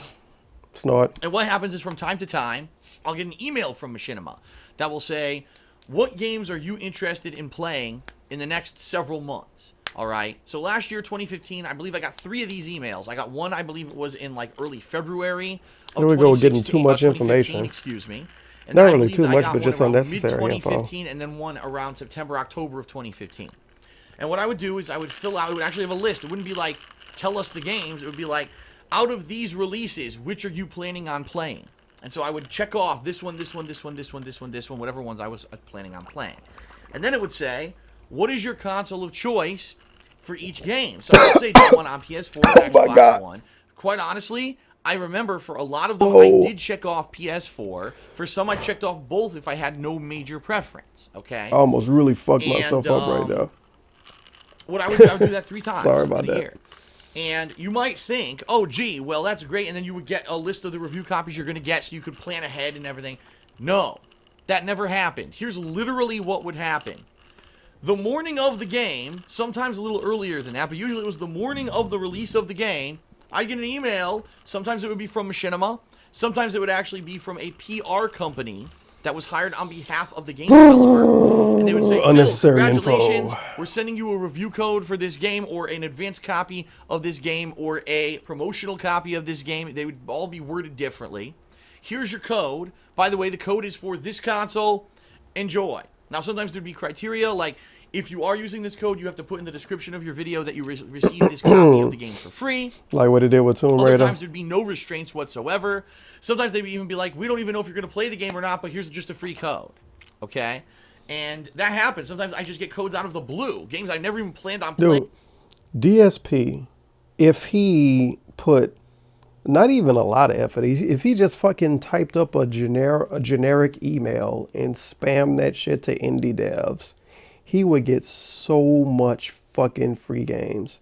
Because the dude got, let's be completely honest, he got 180-something thousand subs. Of course, a lot of them don't stick around and watch his shit, but that's still 180,000 subs. That equals clout when it comes to doing video gaming stuff on the internet. And like people be like, oh, Phil, play The Witness. He could probably fucking email the devs for The Witness and be like, yeah, I got this YouTube channel. Couple hundred people asked me to play the game. Would you mind sending me a review copy? And he would probably get it. but he don't go through that extra little bit of effort to not really even sell out. Some people call it selling out, to be honest. I mean, whatever. It's whatever. But that's how I would say it's a wash. But I don't know why he don't go through that extra little bit of effort to try to get review copies out of these indie devs, because I know a lot of them thirsty to have a mainstream YouTuber play that shit. And I'm sorry, but DSP considers himself not mainstream, and he not mainstream in the sense of everything he do is popular. But he does YouTube for a living still, and he got 180,000 subs, and he got a managed partner account. So that's pretty mainstream to me. But I don't know why he don't go through the extra effort to try to finesse free games out of these indie devs, because I know they'll be thirsty to send them. Here's code. So, but instead he buys games like that. I get no advanced warning, and I don't even know what console I'm going to get a game on. Now, late last year, if you remember, the last quarter of 2015, I got games such as Rainbow Six Siege, Rise of the Tomb Raider. He got Xbox One copies because Microsoft is thirsty, because they want to sell our system. So Machinima had more copies to give away. Star Wars Battlefront, and a few others. I got them all for Xbox One. You know what I mean? Now, I didn't ask for Xbox One. That's just what I got. I was just told, here, we're going to give you a copy on this console. Enjoy. When I got my review copy of Fallout 4, it actually said in the envelope that I was supposed to get a copy on each console. They were like, we hope that you enjoy your copies for both PS4 and Xbox One, but all I got was Xbox One. So it's completely random. It's not planned. There's no warning. Sometimes, this has actually happened, I got a code of the game after the game released. I remember last year it was Dying Light, where I had bought the game already, and then I got the code of the game later in the day when I was already playing the game. I got a code for it, and I said, well, can I give this away? And I was told, no, you can't give it away, because this was a copy only for, promotional purposes. It's not like any general person is supposed to get this code. It's supposed to be like you're playing the game, you're doing a playthrough, and you're promoting the game. So it sucks. That's really fucking dumb, because he was already playing the game. They sent him a code, and he couldn't give the code away because he was already playing the game. To be honest, I would have fucking gave it away anyway. It's not like they're gonna know who got the code. I would have gave it away anyway, because he already was playing the game. But that's really weird. That's really weird. And you know something I just thought about? A lot of people that do YouTube for even a side thing and have a moderate viewer base, like lower than DSP, like, I don't know, maybe 20,000, 30,000. It's people on Twitch with like 20,000 followers that do giveaways and shit, like linked up with like actual fucking companies, like Lenovo and shit. And it's like, oh, well, I'm doing a giveaway with Lenovo. You follow me and sub to me and follow Lenovo and sub to Lenovo, and you get 40 fucking entries, but you just follow and sub. No, you just follow us and you get 2 entries. It's like, I'm kind of rambling, but DSP never did a giveaway like that. He never did one of those sellout, I'm popular on the internet giveaways. And I know somebody will do it. I know somebody would do it. Like some, at least indie dev would be like, yeah, we'll give you 5 copies of the game for free. And you give away the copies of the game to your followers or your subs or whatever. It's weird. Really weird. A lot of the time. And of course you got the fact that he doesn't just spend money to do these giveaways either. But he don't even need to spend money to do giveaways. He ought to be able to get giveaways for free. Weird. Like those cross-promotional giveaways. He never did. I don't right now. Oh. Out of the blue, I could get a code I'm rambling. for a game, and I have no responsibility to play the game, especially if it's not a game that I asked for a code for, but it just happens sometimes. So I had no active plans to play many of the games that I played in late 2015 on the console that I played them on. But the bottom line is this. I'm not going to look a gift horse in the mouth. If I'm getting a free copy of a game, I'm going to play that free copy of the game on the console that I got it for. I'm not going to say, well, now I'm going to go spend another $60, especially in the case of some of the games like Star Wars Battlefront. Like, I remember, I was originally going to buy that on PS4. I got it on Xbox One. Thank God I didn't buy it on PS4 to have 2 copies, because the game sucks. quite honestly, the game is, after playing it 2 or 3 sessions, it's not worth ever playing again. It's nowhere near as good as the other Battlefronts, and it's kind of a joke, in my opinion. So I'm glad that I didn't spend double money, you know what I mean, or bought the game and then got another code, because it wasn't worth it. He could have just fucking traded it in. So I apologize to those who maybe, wow, I really wanted to play multiplayer with Phil, but he ended up not getting the game on the console that I'm playing it on. Sometimes this is going to happen. I'm really random in this video. I guess I'm kind of bored with this question. But, okay, he could have bought a copy for PS4, right? Did Star Wars Battlefront on PS4 for fan appreciation. Then said, hey, if you're a $5 patron, you get entered into a giveaway. People do giveaways like that all the time on Twitch. Of course, people will give them shit for doing it, but a lot of other people do it, so fuck it. A lot of other people do giveaways like that. If you give me money, you automatically get in it. Or if you give me money, you can only get in it. He could have easily did that. If you're a $5 patron or a $1 patron or more, if you're a patron, period, you get automatically entered into the Star Wars Battlefront giveaway. He could have gave away the game a month later. It still would have been worth about $40. And he would have got new patrons for at least that month just to join the giveaway. People would join his Patreon and spend $1 or spend $5 to be a part of a giveaway. Trust me. People are willing to spend money to be a part of a giveaway. Trust me. So, yeah, he could have did that, but no, DSP is stupid, so he don't think of stuff like that. When you got direct console competition, you know what I mean?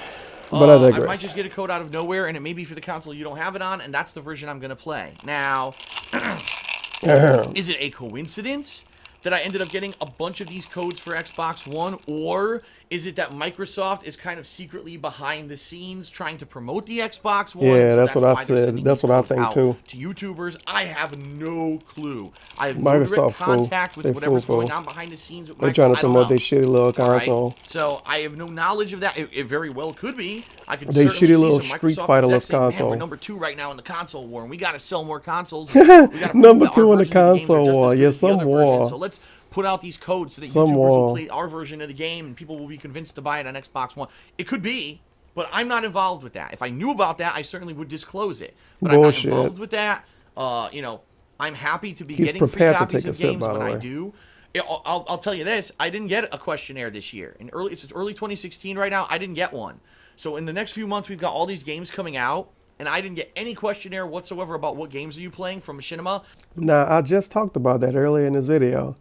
That I feel like Machinima isn't gonna send him free shit because he's re-signed with Machinima now, and just like he just said, I didn't get a questionnaire this month, so that means all of the games that are coming out, even Street Fighter fucking 5, he's not gonna be able to get a free copy of it. All of the games that are coming out within the next 4 or 5 months, he's not eligible to get a free copy because he never signed up for he never got the questionnaire.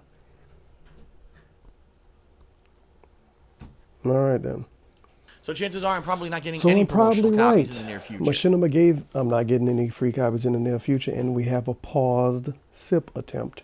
But yeah, I'm probably right. Machinima gave him all of that free shit just to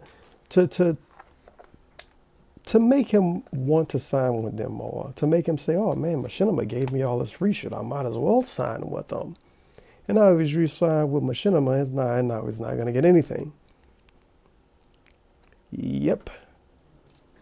Machinima sucks. Take a sip.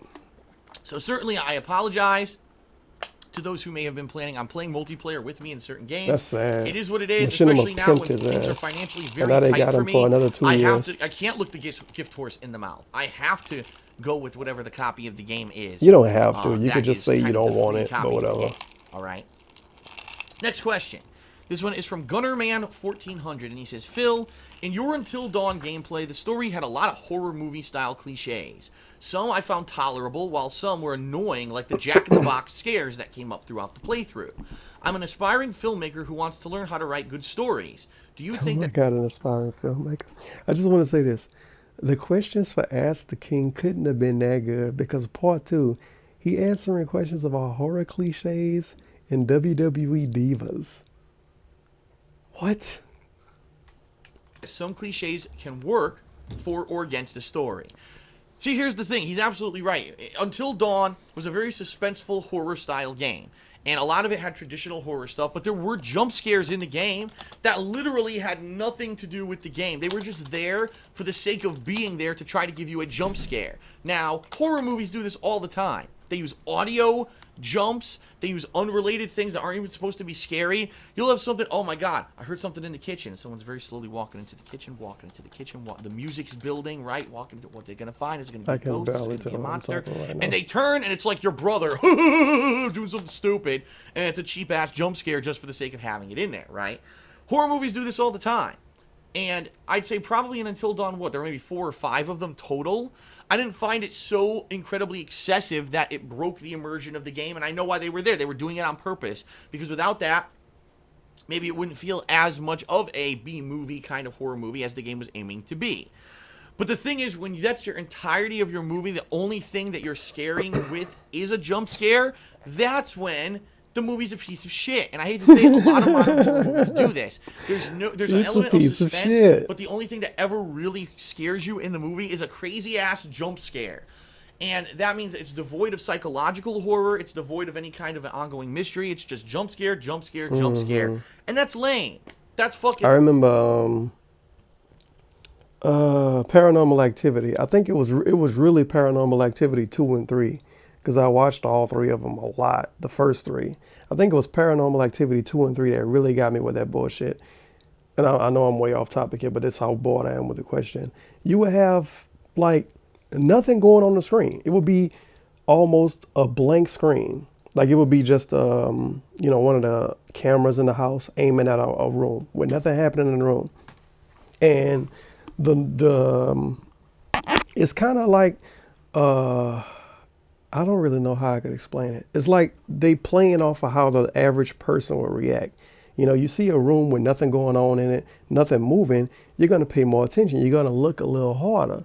So you're looking in the screen like you kind of squinting a little bit. You paying extra attention to it. So you like this, you like, wait, am I seeing something moving? No, I don't see anything moving. I don't know what's going on.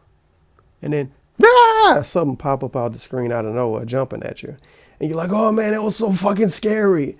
But it really wasn't scary. It was just a jump scare. Because the people that directed the movie set the scene up that way to get you to stare at the fucking screen. And some movies do that bullshit a lot. And some horror games do it a lot too. And it's really, really, really, really, really fucking annoying. Just because there's an audio spike or something on the screen appears out of nowhere. It doesn't even scare me when jump scares like that happen. It just pisses me off. Movie. It should have some kind of a quality of a story or psychological terror that hooks you, that gets you going, And I hate... Like, the best way I could explain it, you know what I mean? The best way I could explain it is if you was playing Where's Waldo. And you squinting at the fucking screen playing Where's Waldo, and then a giant witch with a zombie face pop up on the screen. Of course you're gonna be scared in quotes, but it's a jump scare. It's not a legitimate scare. You're not gonna have nightmares about that witch popping up. You just had a heart rate increase. You got shocked by something.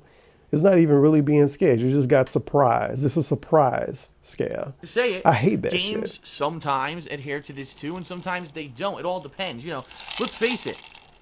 Shitty indie devs always do that. But also they had psychological horror. Baby mode ass jump scares. Had some of the best psychological horror there ever was, but there was also jump scares.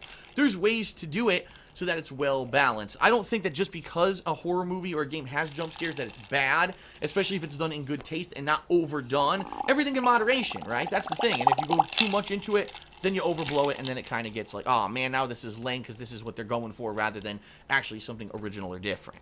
Okay.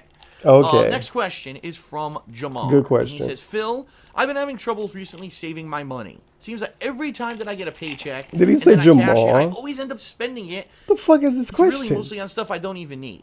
I gotta listen to this again. Is this Jamal? Especially if it's done in That's gotta be a black dude. Overdone. I've never seen a white kid named Jamal. If you go too much into it, then you overblow it, and then it kind of gets like, oh man, now this is lame because this is what they're going for rather than actually something original or different. Okay.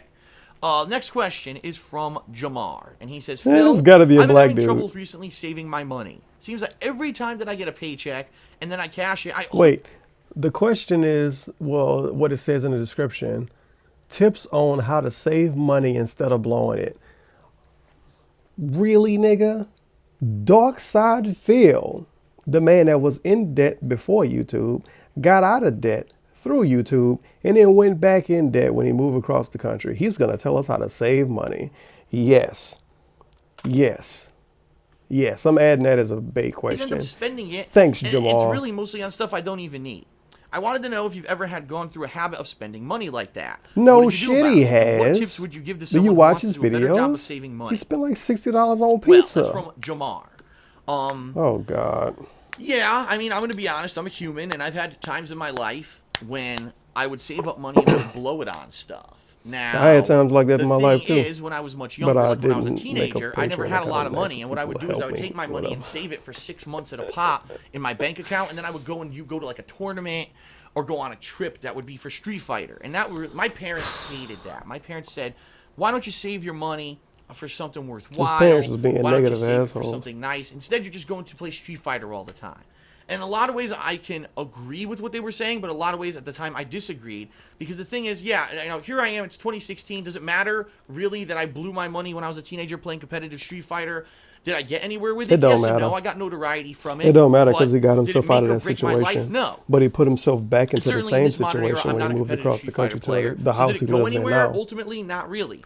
But I got to Hey, baby. travel. I got to see places all around the country that I wouldn't have seen if I God hadn't damn been it. traveling like that. I got to meet people of all I'ma different get your ass cultures, next time. races, ethnicities, different levels of life that all were into Street Fighter. And really, it was a culturally diverse thing that I feel that if I hadn't done it, then maybe I would have been a less diverse person. I would have been a lot less open-minded. But you're not open-minded. Really, like I think that actually did open my eyes to a lot of things those years when I was traveling and playing Street Fighter a lot. Okay. So, for me, that was my early days. Now, later on, after that, I started blowing money on stuff. And for me, though, here's the thing. Statues. It wasn't that it was cash I had.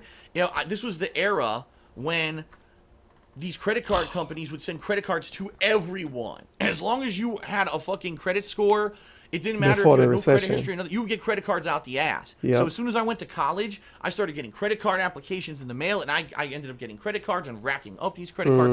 I was buying stupid shit. Like I had an Alienware fucking laptop that I never actively used for anything useful. It was a toy and a waste of time, and honestly, it was false advertising. It was not... did not live Alienware anywhere near shit. up to what they had promised that the laptop was going to be, which Yep. very much pissed me the fuck off. And then later on, Should I have ended up built a moving out of my desktop. parents' house and moving into an apartment, which I shared with two other roommates. And Guinea halfway pig, through living there, I please. lost my job, and now I was fucked. Now I had no way to pay all these credit card bills. I ended up selling all the shit that I had bought Oh just my to God. make ends meet Okay, and try to I'm have done. money to buy food every day and to pay off my credit card bills. So life was not a very good thing because I was not financially responsible, okay? The best recommendation I could give you, and it might not be the easiest, is to open a savings account. Because when you have a savings account, you can't just spend the money. In order to spend money in a savings account, you have to transfer it to, say, a checking account. Okay? No, that's So not make a good savings advice. Account, make it difficult, create hurdles. So that's not easy to get at the money, and then you won't easily spend it. The more No. readily available the money is, like a credit card, you're going to rack it up. I'm sorry, but if you have money and you put your money in a savings account and you make it hard to spend your own money, that's not gonna help. The best advice I could give for something like this is to be a fucking grown up.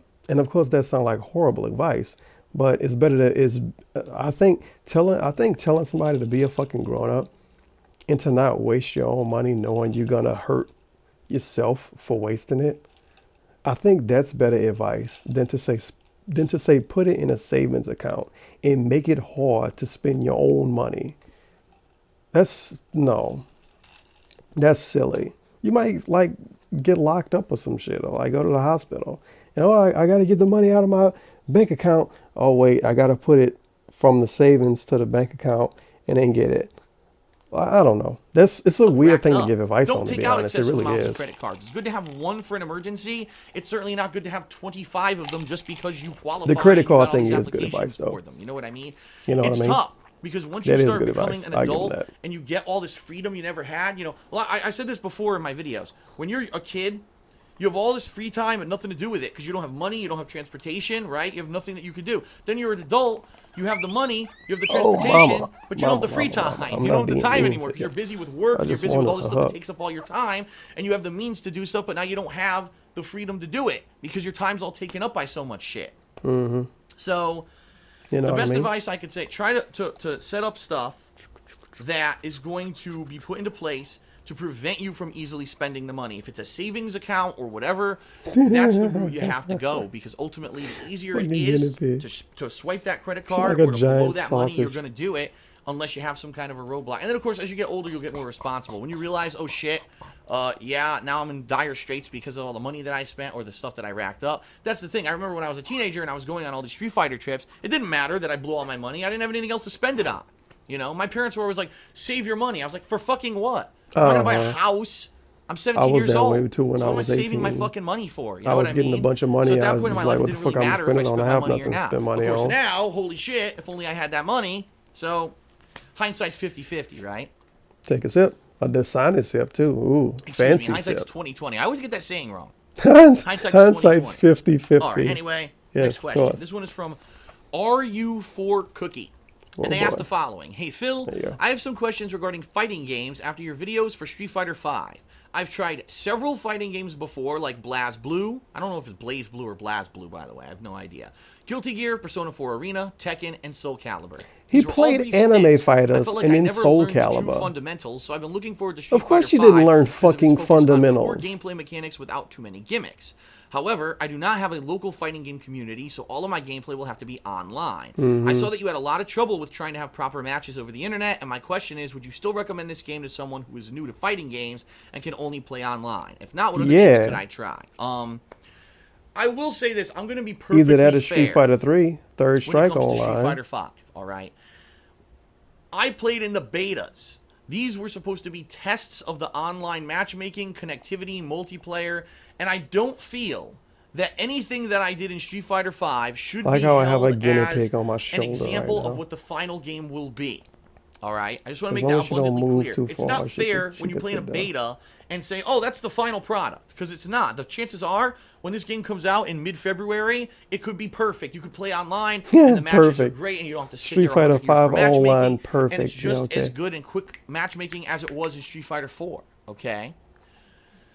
That being said, don't go into it with insane expectations that it's going to work perfectly either, because I think that's what happens, is people play these betas, oh, give them the benefit of the doubt, that's just the beta. Then the final game comes out and it doesn't work very well, and you're like, well, maybe I should have known better, you know? Yeah. Ultimately, I don't know what to expect from me when people do I don't know the how it's a beta excuse going to be. Because the beta is still in the same boat as giving you because I don't have a local impression of what the final product is going to be. If the beta is shit, the final product is going to probably be at least garbage. I met a group of fighting game Sorry for talking over DSP locally right come now. over to each other's houses and play these games. I don't have that anymore. And even like I said, in Seattle is, you know, still a downtown urban Seattle is a drive away from me. So it's not like I could easily every day drive in there and see, oh, there's tournaments going on or whatever. No. So for me, I'm kind of in the same boat as you. If the online multiplayer of Street Fighter V sucks shit, it's going to be very hard for me to learn the game. When it comes to fundamentals, there's tons of people now who do tutorials on just the fundamentals, the bread and butter, which are the starter combos that you can determine. I hate bread and butter combos. Depend on in these games. And all I can say is you could practice them in arcade mode, you could practice them in training mode, and try to at least get the timing down, the basics of the game, and try to understand the basics of the game. But you're right. Ultimately, you're never going to learn how a game is meant to be played on a competitive level until you play it competitively. So if the multiplayer of Street Fighter V sucks, the game sucks. It's that simple. And in my opinion, that's one of the major things that brought down Mortal Kombat 10. The game was great. There was tons of content for it, tons of modes, but the online multiplayer wasn't very good. Yeah, I agree with that. Mortal Kombat 10 is there right now. I think fucking KI is more alive than MKX. This new multiplayer that apparently is way better. And they redoing the online. No, it's too late. Just like you said, it's too late. Mortal Kombat 10 now, even though they're trying to resell it now. That game fucking dead. Oh, Mortal Kombat 10 now with the Season 2 DLC characters too. Buy the game now. No one's going to fucking buy it. People who want it already have it. Yep. But I digress. And if you don't have it, you buying Street Fighter 5. Crossed, you know, that this game works. Now you're saying, what are some games that you could play that maybe you could try for fundamentals? I mean, it's tough. Because Street Fighter games have 3. different fundamentals. Like Street Fighter has different fundamentals from Tekken, has different fundamentals from another fighting game franchise. I think Yes, Tekken and BlazBlue is. I think okay. I gotta pause for this. I think Tekken and anime fighters, because he said like BlazBlue, Persona 4 Arena. It's the same fucking game. It's just different characters. BlazBlue is mad similar to Persona 4 Arena. The same fucking people made it, but Arc System Works, I believe. I think Arc System Works made all of them. But if you want to learn fundamentals in a fighting game, you can't play Tekken and BlazBlue. I think you have to play Street Fighter to learn true fundamentals of a fighting game. And of course, I know somebody's going to disagree with this, but when I say fundamentals, I mean like straight up spacing between you and the opponent, and when to do this and when to do that, and what situation and all of that shit. I don't mean when to do a super or when to do an ultra and when to do a combo breaker and all of that bullshit. I mean like straight up fighting game fundamentals, the shit that take a long time to learn and something that you can learn and use across any fighting game.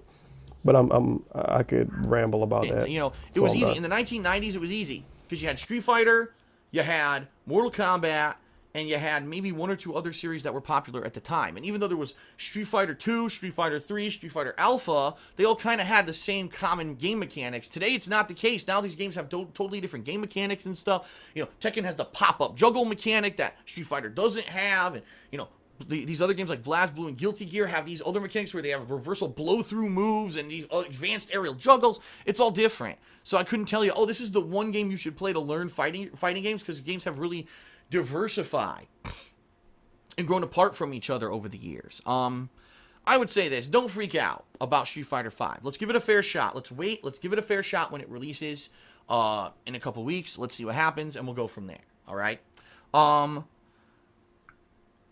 This question is from Justin, and Justin asks, hey Phil, I hope that you're doing well. I've been a big fan of WWE for a long time.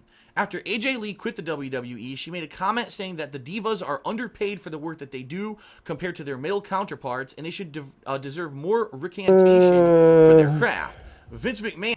I'm sorry, I'm skipping this one. It's been like 2 years since I watched wrestling.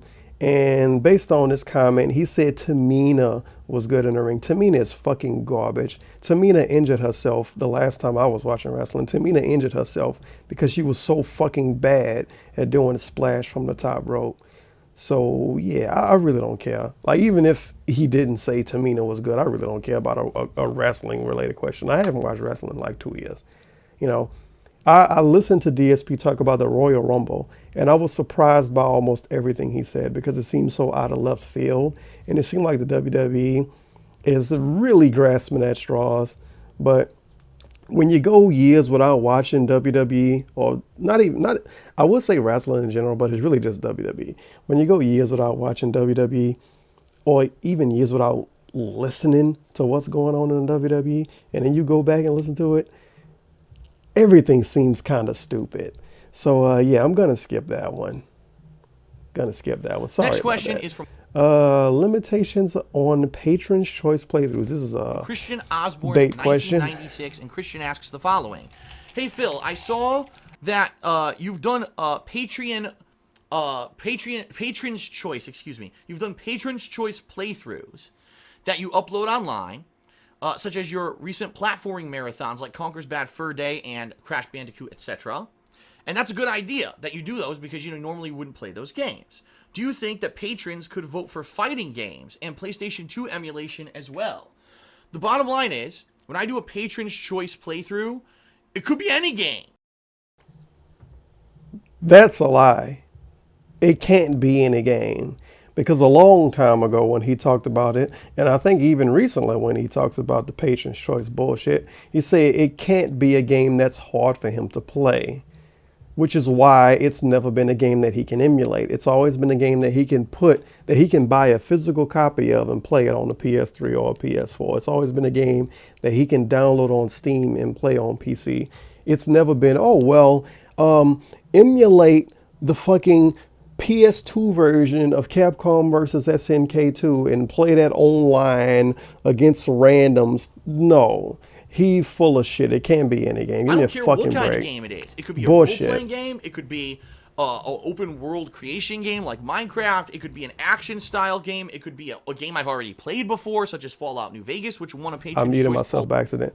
That's not any game, DSP. The person was talking about emulation on PS2, for instance. Any game does not mean that in that situation. They mean any game as in any console, any genre. But let's hear what he said. I'm interested in this one. It could be a game I've never played before. It could be a fighter. It could be anything. I'm totally open to listening. And in fact, this is a good time to bring it up. On my Patreon right now for the month of January, you Patreon now have plug. 3 days left. 3 days pledge left to my Patreon, and if you pledge Jesus $5 Christ, or more, 3 days. and we Shit. hit the funding goal for this I mean, the month, Rockathon is on the close to, so God. we may do. The Patron's Choice The playthrough Rockathon is on the returns, which means 31st. you're going to be able Jesus to nominate fucking and Christ. vote on any kind of game for me to play, starting in the month of probably around mid-March. It looks like the second half of March is actually pretty slow, so that's probably when I would start that Patron's Choice playthrough. All right, and I leave it completely open. I'm not gonna say, oh, I can't do it. The only games that I'll say this, the only games that I would 100% be against is a game that's not easily readily available to play. So if you're, I want you to play Battle Arena Toshinden, the PlayStation 1 version, which isn't available digitally to play on PlayStation. Are you fucking serious? The dude just asked about emulating games. And you said I could play any game, whether it's, and then you mentioned a bunch of fucking genres when it was obvious the person was talking about emulating the game and not a game you can get on PSN, not a game you can get on Steam, and not a game you can get a physical copy of and play on a PS4, a PS3, 360, or an Xbox One. And then you give him the runaround answer and you immediately follow up and say, well, if it's a game I have to emulate, I can't play it. Your computer is good enough to emulate a fucking PS1 game. Your computer is good enough to emulate probably Wii games. He got a Wiimote. His computer is good enough to emulate that. But he's too stupid to figure it out. So recommend games that I can only play if I get it straight from Steam, if I get it on the PS2 and play it on the PS3, if I can get it on PSN, if I can insert the physical disc in the 360, the Xbox One, or the PS4. If I can't do any of that, I can't play it. But pledge today. Give me $5 today. Say PlayStation 3 off the marketplace. Well, that's tough. I don't have a method right now to capture the classic consoles without, like, say, emulation and stuff like that. So emulation not hard, dude. People with garbage laptops can emulate PS1 games and stream it. If it's a game that's outside and do it at full screen, like true console 720p. Yeah, then I would say it would be tough, and that wouldn't be a viable Patron's Choice playthrough. But hey, if someone right now, if the patron said, wow, we really want to see Phil go in depth with, I don't know, Street Fighter 2, a version that's available, or Street Fighter Alpha Series, if there was a digital version available to play. A version that's available. A version that's available. A version that's available. And I could play with my joystick that way. And I could, you want to see coverage of the characters? I could do basics of each character. I could do arcade mode run. People won't vote for that. People won't spend money to see that. I could do it that, but the patrons would have to ask for it. And ultimately, it seems to me that patrons seem to have things in mind. For example, a bunch of people have been saying, bunch of people play the Mafia games because Mafia 3 is coming out. Will he be playing one of the original Mafias anytime? I talked about this already before, but with this Mafia shit, I really hope that people don't pay him to play the Mafia games, because you know what's going to happen? Remember with Just Cause? Somebody sent him a free copy of Just Cause 2. He played Just Cause 2, didn't finish it, got to Just Cause 3, and didn't finish Just Cause 3 because it was too similar to Just Cause 2, even though he never played Just Cause 2 until somebody sent him a free copy of Just Cause 2. So if he gets a copy of Mafia, he's going to play Mafia, not finish it, then play Mafia 3, and then it's like a 50-50 chance he's going to play Mafia 3 and say, oh, this is too similar to Mafia, the game I already played. I don't want to finish this. It's fucking boring. And then everybody lose. So hopefully that doesn't happen. A ton of people ask, Darkest Dungeon. I guess this was a game that was like, you had early access to it, and now it finally released for PC. And people are like, is Phil going to play Darkest Dungeon? What? It's not on my radar, but if people ask for me to do it, people better not pay him to play Darkest Dungeon. So that game not even socially relevant anymore. Phil, $5 not pledge. really. It's really not. 3 days or so. by the end of January 2016. If we hit the goal, it was the flavor of the month a long time ago. February and vote in March, and I'm gonna have somebody comment saying Darkest Dungeon is a fucking great game. Fuck you, you fucking asshole. You don't know anything about it. I've only watched playthroughs of Darkest Dungeon. Darkest Dungeon was the flavor of the month a long time ago. That game is not socially relevant anymore. And yeah, that's all I got to say about it. I'm not saying it's a bad game. I'm just saying it's not relevant anymore. It's really not. Like even Undertale is still kind of relevant. Darkest Dungeon ain't relevant no more. It's not. Just deal with it. Okay. I might fucking play it soon, but I'm not saying I'm not gonna lie and say it's relevant. I'll try to answer 1 to 2 more. Let's see how long this takes. This question. Let's see how long this takes. And Drazen asked the following. Phil, my question for you is regarding the game of 2015 with the best graphics, but also regarding video game graphics in general. I recall you saying in your Hateful Truth review of The Order 1886 that you felt the game had the best graphics you'd ever seen. I already called bullshit. I called bullshit when he said The Order had the best graphics, because The Order does not have the best graphics. The Order has the best graphics, in quote, but The Order also has fucking cinematic borders on the top and the bottom of the screen, and The Order also runs at 30 fucking frames per second. In video game land, a game cannot have the best graphics and be running at 30 frames and have borders on the top and the bottom of the screen. You know why the game had borders on the top and the bottom of the screen? To make the graphics look better. Because they had to take something away to make the game look so good. You know why the game ran at 30 frames per second? Because they wanted the game to look good. So they had to make the game run at 30 frames. If the game ran at 60 and would have been actual full screen instead of some cinematic wannabe bullshit, then the game wouldn't have looked as good. So to say The Order 1886 had the best graphics of last year is complete bullshit. Because the game wasn't even full screen and the game didn't even run at 60 frames. So, yep. On a console. This whole question is fucking shit. That the Order 1886 and that's my opinion. And its developers sacrificed many elements of the game, making it extremely linear, full of quick... They sacrificed many elements of the game. You're right. The game was linear. So that's another point. The game was linear. The game had black borders on the top and the bottom of the screen. And the game ran at 30 frames. Does it really matter how good the game looked if they got rid of so much shit to make it look good? No. Time events, cutscenes that had entire chapters of the game where it was just gameplay taking a best graphics of the year. 30 frames, fucking cinematic borders on the top and bottom. Assets could actually load around them. I want to know if your opinion of The Order 1886 Give me a break stands. like a fucking In other words, Kit Kat ball. Do you feel that amazing graphics should be appreciated as they are, regardless of how much the developers cheated in order to achieve them? I'm not being or do you think that they should be admired much more if they were spread widely over open worlds with fully fleshed out gameplay? Either way, I'd like to know which console game of 2015 you feel has the best graphics. The best graphics. Take a sip. You got to take another Dasani sip for this. That's a pretty valid question. 2015 had some games that really were bait and switch. The Order was one of them. But I will stand by this. I will say that The Order, The Witcher 3, and probably I'd say Metal Gear Solid 5 were the 3 games in my mind that are really standing out. To some extent, Batman Arkham Knight, but probably just a little bit under those 3. Amazing graphics. I would say playing The Order 1886, I felt like I was in an interactive movie. I did. I felt like this was a computer. Which one? I gotta re-say it. I don't know which one did which. I know for a fact The Order didn't run at 60. And of course, you're gonna have people say, "Oh, the frame rate, it should." No, the frame rate does matter, because you can make a game look amazing and it can run at 4 fucking frames, and then you can make a game look amazing and it can run at 60 frames. The game that looks amazing and runs at 60 frames mean that people put more effort into making the game look amazing and running at 60 frames, especially on console. I don't know if MGS5 ran at 60. I think it did. What else did he mention? He said The Order. That's already out. The Order had black borders on the top and the bottom, and The Order ran at 30 frames. So fuck that game as being the best graphics of the year, because the game nerfed itself to give itself good graphics. So fuck that. But I don't know. Maybe Metal Gear Solid 5? Maybe Witcher 3? The Witcher 3 didn't run at 60 on console either, so that's out of it.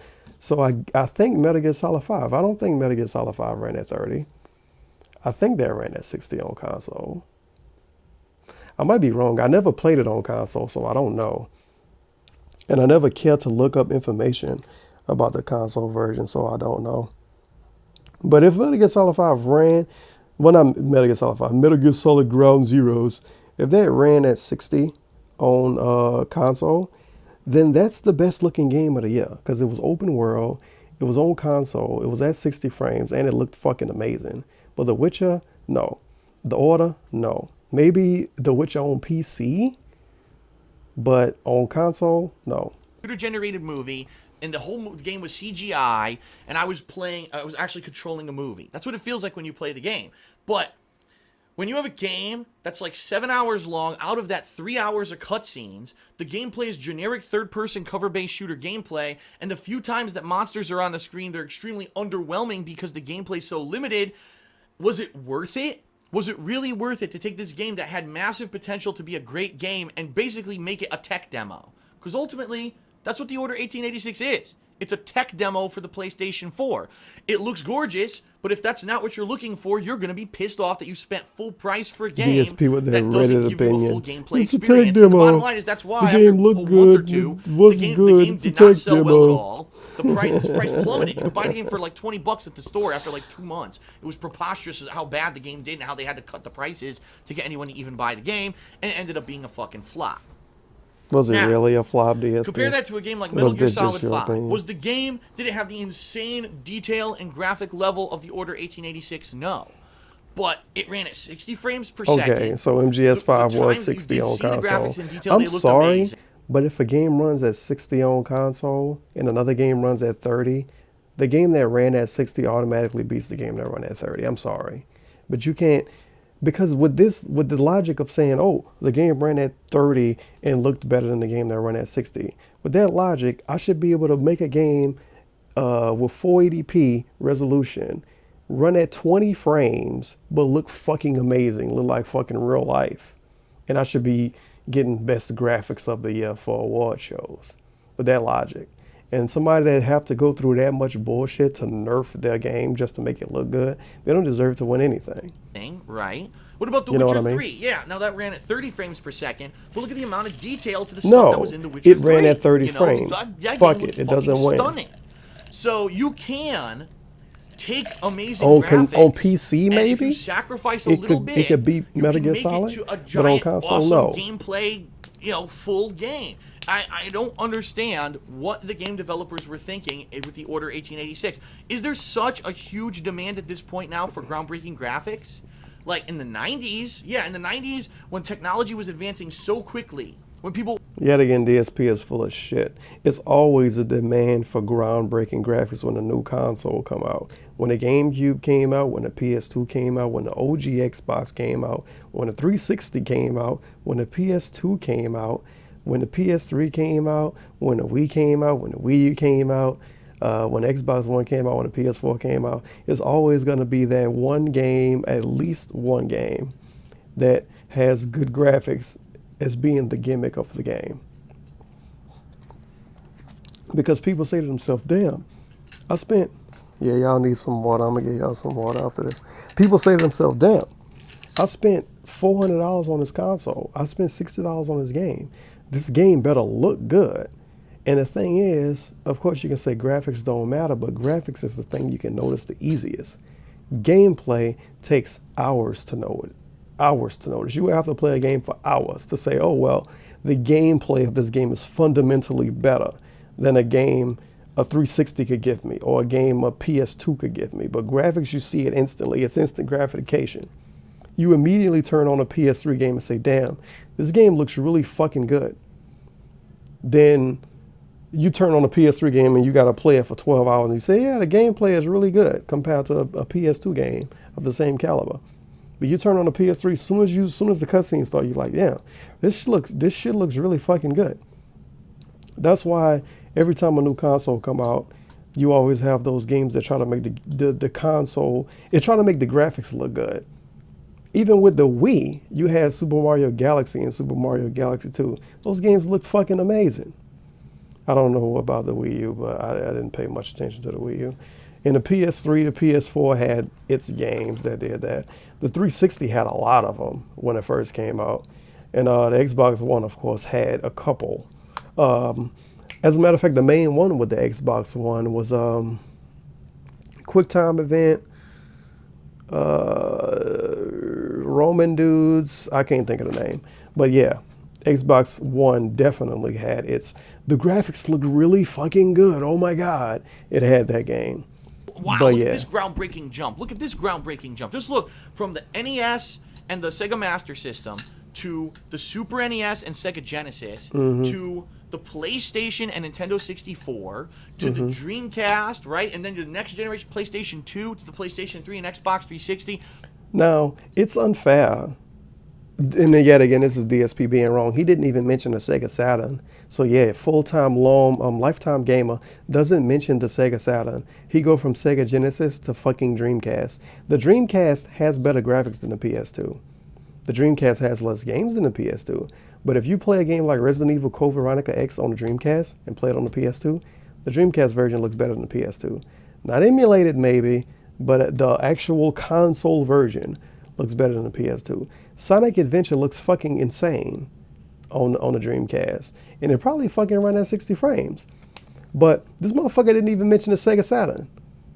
And the Sega Saturn had better graphics than anything else. The Sega Saturn had better graphics than the PS1. The Nintendo 64 had better graphics than both, but the Nintendo 64 had a worse frame rate. And the Dreamcast had better graphics than the PS2, but I don't know about the frame rates.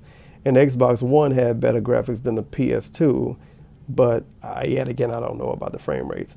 And then you go farther than that, it's just Reddit arguments. But I'm sure people are going to be really salty about the stuff I say right here, and a bunch of people go disagree, and people are going to be really fucking pissy about it, but I really don't care. I'm saying stuff based on what I saw when these consoles were new in real life, not stuff I looked at years later on emulators and stuff I looked at years later on websites that had fucking graphs and comparison pictures and all of that shit. When I was growing up, we didn't have fucking comparison pictures. We had to fucking buy the games and we could look at it ourselves. But let's get this over with so I can go to part 3. Not really. Because I gotta give these guinea pigs some water anyway. There, but is it like, oh my god? No, not really anymore. Do we really need to make a game? Boy, this cop is apparently driving by my neighborhood here, not going away. It's really annoying. Do we have a massive demand? No, we don't have water right there right now. To have a game that's just about the visuals solely? No, I don't think so. I don't think we have demand for amazing, groundbreaking visuals anymore. I think we've reached kind of almost a plateau where, okay, everything looks great. Now let's focus on better games. Games that are delivering. Games that when you buy them... It's funny. Wow, I clicked another video by accident. I really fucked up. Let's see if we can focus on better games. Fix this. Okay. We actually the same part. It's funny because when the 360 and when the PS3 was new, people said this same thing. People said, let's focus on the game. The graphics are good no matter what. Let's focus on the game. And that didn't happen. And then when the Xbox One came out, people said, let's make the graphics look good. And we got, damn, I really want to know the name of this game. Xbox One launch games. It's 10:23 my time. So I might be able to finish this soon. Xbox One launch games, Battlefield 4, Fighter, wow, remember Fighter Within? Crimson Dragon, Rise, Son of Rome, yes, baby Jesus, Rise, Son of Rome. Yep, but people don't just care about graphics. The whole fucking gimmick of that game was how good it looked. Bunch of fucking assholes. Delivering games that when you buy them, you feel like you're getting a $60 gameplay experience, not a... What is a $60 gameplay experience? You know, $20 gameplay experience shoved into a $60 envelope so because it's, it looks like a CGI movie. I don't think the graphics are that big of a deal anymore. I don't. I really don't. And he giving us bullshit because he don't think that graphics are a big deal. But when he played Grand Theft Auto Liberty City Stories, almost half of his complaints was about the frame rate. And frame rate does involve graphics. But if I was to ask DSP, he would say, oh no, the frame rate is not the graphics, it's a different thing. No, the frame rate involves graphics too. Because the game can look amazing and run at a shit frame rate. And the game can look like shit and run at an amazing frame rate. which is why the order 1886 had black borders on the top and the bottom, and it ran at 30 frames, because those fucking assholes couldn't make a game look good and run at 60 and not have black borders, at least not on the PS4. I think that it needs to change, quite honestly, in the future. All right. All right, so I only have, let me see, 1, 2, I'm gonna give them a few 3, for the all rights. 4, 5, 6, 7. I got about 9 questions left, so we'll end the video here, okay? I'll take a quick break. I'll return with the final third and final part of Ask the King for January 2016. Thank you, everyone, for watching. I'll be back shortly. See you then.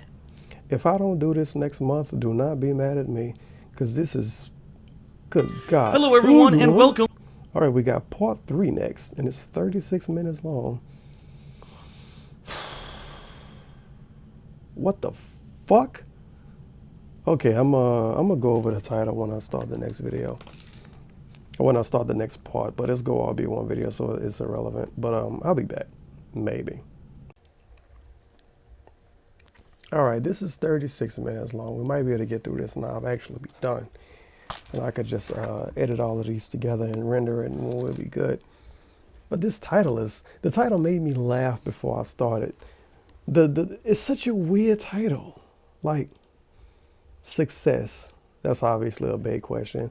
Final Fantasy V, surgery, joining the military. What the fuck? And somebody said, great response to the military question. Hey Jamal, DSP.text call you a dumbass on Twitter. Okay. If you have everything you ever wanted, but no one around you to enjoy with, in my eyes, that's not success in life. I agree. I completely agree. I'd rather have a lot of people around me that I like and be okay in life than to have everything I want and have nobody around. Maybe that's why DSP would rather live on the West Coast with his beautiful girlfriend.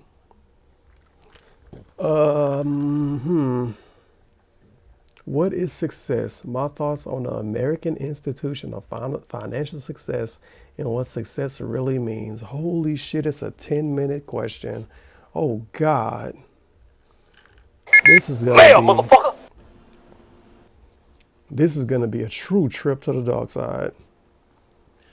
All right, everyone, welcome to the third and final part of Ask the King for January 2016. I just want to remind everyone, if you want to post up a question for next month's episode, pay $20. Please do so on the kingofhate.com forums. There's already a spot there for next month's episode, and if I remember correctly, it's tentatively set for March 3rd, so a little over a month after today, okay? All right, let's finish up everyone's questions. So the first question in this part, this is a good one. So, hey Phil, I have a rather personal question for you. My entire life I've been striving to achieve professional and personal success. From an infant age all the way through college, my parents and society have instilled in me that I must be successful. But now, fast forward to the age of 28. I'm working in Manhattan, I have the job of my dreams, and fortunate enough to be making a great salary. Oddly enough, I feel more lost than ever. Your entire life, you have this goal for striving for success. But I feel let down because once you reach it, there's not much left to go on from here.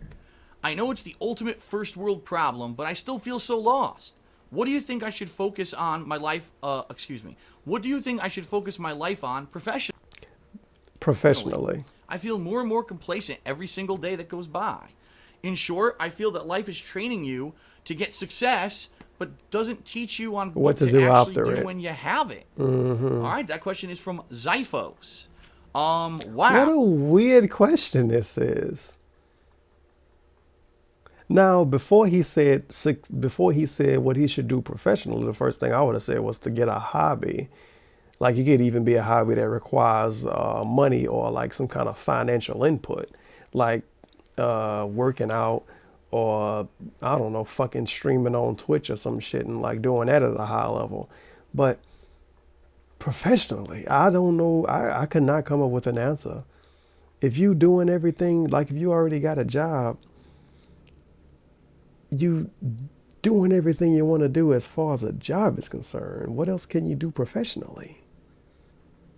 What a weird question to ask Dark Side Phil. I'm gonna be honest, that's one of the most insightful questions I think I've ever received on Ask the King. So It thank really you for is. that. It actually made me If think this is a real person, thank you for sending him this question. Because it's absolutely true. And it took him 10 minutes especially to if you live answer. in the United States. I don't know how it is in other countries, so obviously I got to give This you is my going to be personal something. This is perspective. going to be interesting. When you live in the United States and you're coming up and you're growing up, first thing your parents want you to have some kind of a job in mind when you're a little kid, which is ridiculous, right? Then when you're in high school, it's all about you got to study, you got to make the grades so you can get into a good college. When you're in a good college, you got to study, you got to make the grade, you got to make those social connections when you're in college so that you can get into an internship or you can get into a decent job out of college. Once you're out of college, now you got to strive, you got to break your back, you got to do real well wherever you're working and just grin and bear it and tough your way through it, work the long hours, kill yourself basically so you can get to that upper level where finally when you're hitting maybe around your late 20s, early 30s, you're in a career job where you're making good money, where you've got a career path ahead of you, where you feel like you're going to be successful and stable in your job for the rest of your life. Yeah, but what about everything else? And the bottom line is that, money and financial security and success ain't everything. You know what I mean? There's other things to life. Friendship, right? Hobbies, romance, relationships with people of either the opposite or same sex, depending on what your personal... I had myself muted earlier by accident, but relationships either with people of the opposite sex or the same sex, I don't know. Configuration is, and by the way, I do believe that is a personal configuration, not necessarily a preference. Personal and a lot of people are going to say, "Oh, configuration. Phil, fuck you." I don't care, whatever. My fucking belief system, not yours. I feel the same way, Dark Side Phil, but that is an amazing way to word it. Personal configuration. It's like we set up like emulators. Configuration. But yeah, there's more to life. Hair in my mouth. There's more to life than just financial success. Honestly, although it's funny because when you're a kid, that seems to be all that's instilled in you from your parents and your schools and everything around you is that, right? And my honest belief is this. It really is because it's a system that wants you to get into the system to let the system continue to work. So when you're in high school, well, I mean, you got to go to the best schools, right? You got to pay money to go to a private school or a better school so that the school makes tons of money, but so you could go to the better college. So then you're paying tons of money to go to this college so that you could get your college degree so that then you can finally get to that corporation where you bust your ass and you're not getting paid as much as you're worth so that finally you could get to that upper echelon tier. And you see what I mean? The whole system ingrains in you from your childhood that you need to be successful, but doesn't explain why, doesn't really explain anything about anything else in life, just says you need to be successful. But what did you do? You paid tons of money to private schools, you busted your ass and earned tons of money for a corporation, and now here you are, 28 years old, you're successful in New York, you're like, but what do I really have, right? It's kind of funny. It's not. Because Notch, the maker of Minecraft. Yes. When he sold Minecraft You're a for fucking the billionaire, not even $1 happy or whatever with to it. Microsoft, all of a sudden he started tweeting on social media really almost depressing messages like, man, life is so different now. I'm filthy rich, but now it's hard for me to even tell if anyone who's my friend is my friend, and no one really prepares you for this kind of success in life when you reach this upper echelon of existence. And it's funny because you hear struggle rappers talk about this all the time, talking about how they got money now and everybody around them fake and all of this bullshit. And you think it's just lyrics, but it really is the truth. You get a little tiny bit, like a fucking millimeter of fame, and everybody around you is automatically questioned because you don't know why they're around you anymore. You don't know if they're around you just because they think you are some kind of popular or cool person, or you don't know if they're around you because they actually legitimately fuck with you or not. And that's why, that's why I say, I'm going off topic here, but that's why I say on Twitch, the people that watch my streams on now, I appreciate it because I feel like those people legitimately fuck with me. They just not random fucking people. Or people that say, oh, you make videos about DSP and I like those videos, so I'm going to watch your streams. No. I'm sure some people that do that, but eventually they won't come to a stream. I'm not what am I supposed to do with my time and my money? Because I have all this and I don't really have, anything to do. And, again, people who want to associate with him, he doesn't know if he can trust them or if they're just there to try to mooch off of his money and his success. Yep. It's funny Where is the archetype for It's people not who really get successful funny. on how to cope with it? But yeah, And the also, thing is, what else is important? the question about this, the real question right here, is what is the definition of success? And to be honest, success doesn't have a definition. It's really based on your definition. You can have $5 in your wallet and have 40 friends that fuck with you for real, and you can see yourself as being successful. You can have $5 million in your fucking bank account, no friends, and you might think you're successful. You could be in between. You could be barely paying all your bills and have a couple friends, and you might think you're successful. It's different. People think differently of the definition of success. And I could tell you that for a fact. People think differently when it comes to what success really means.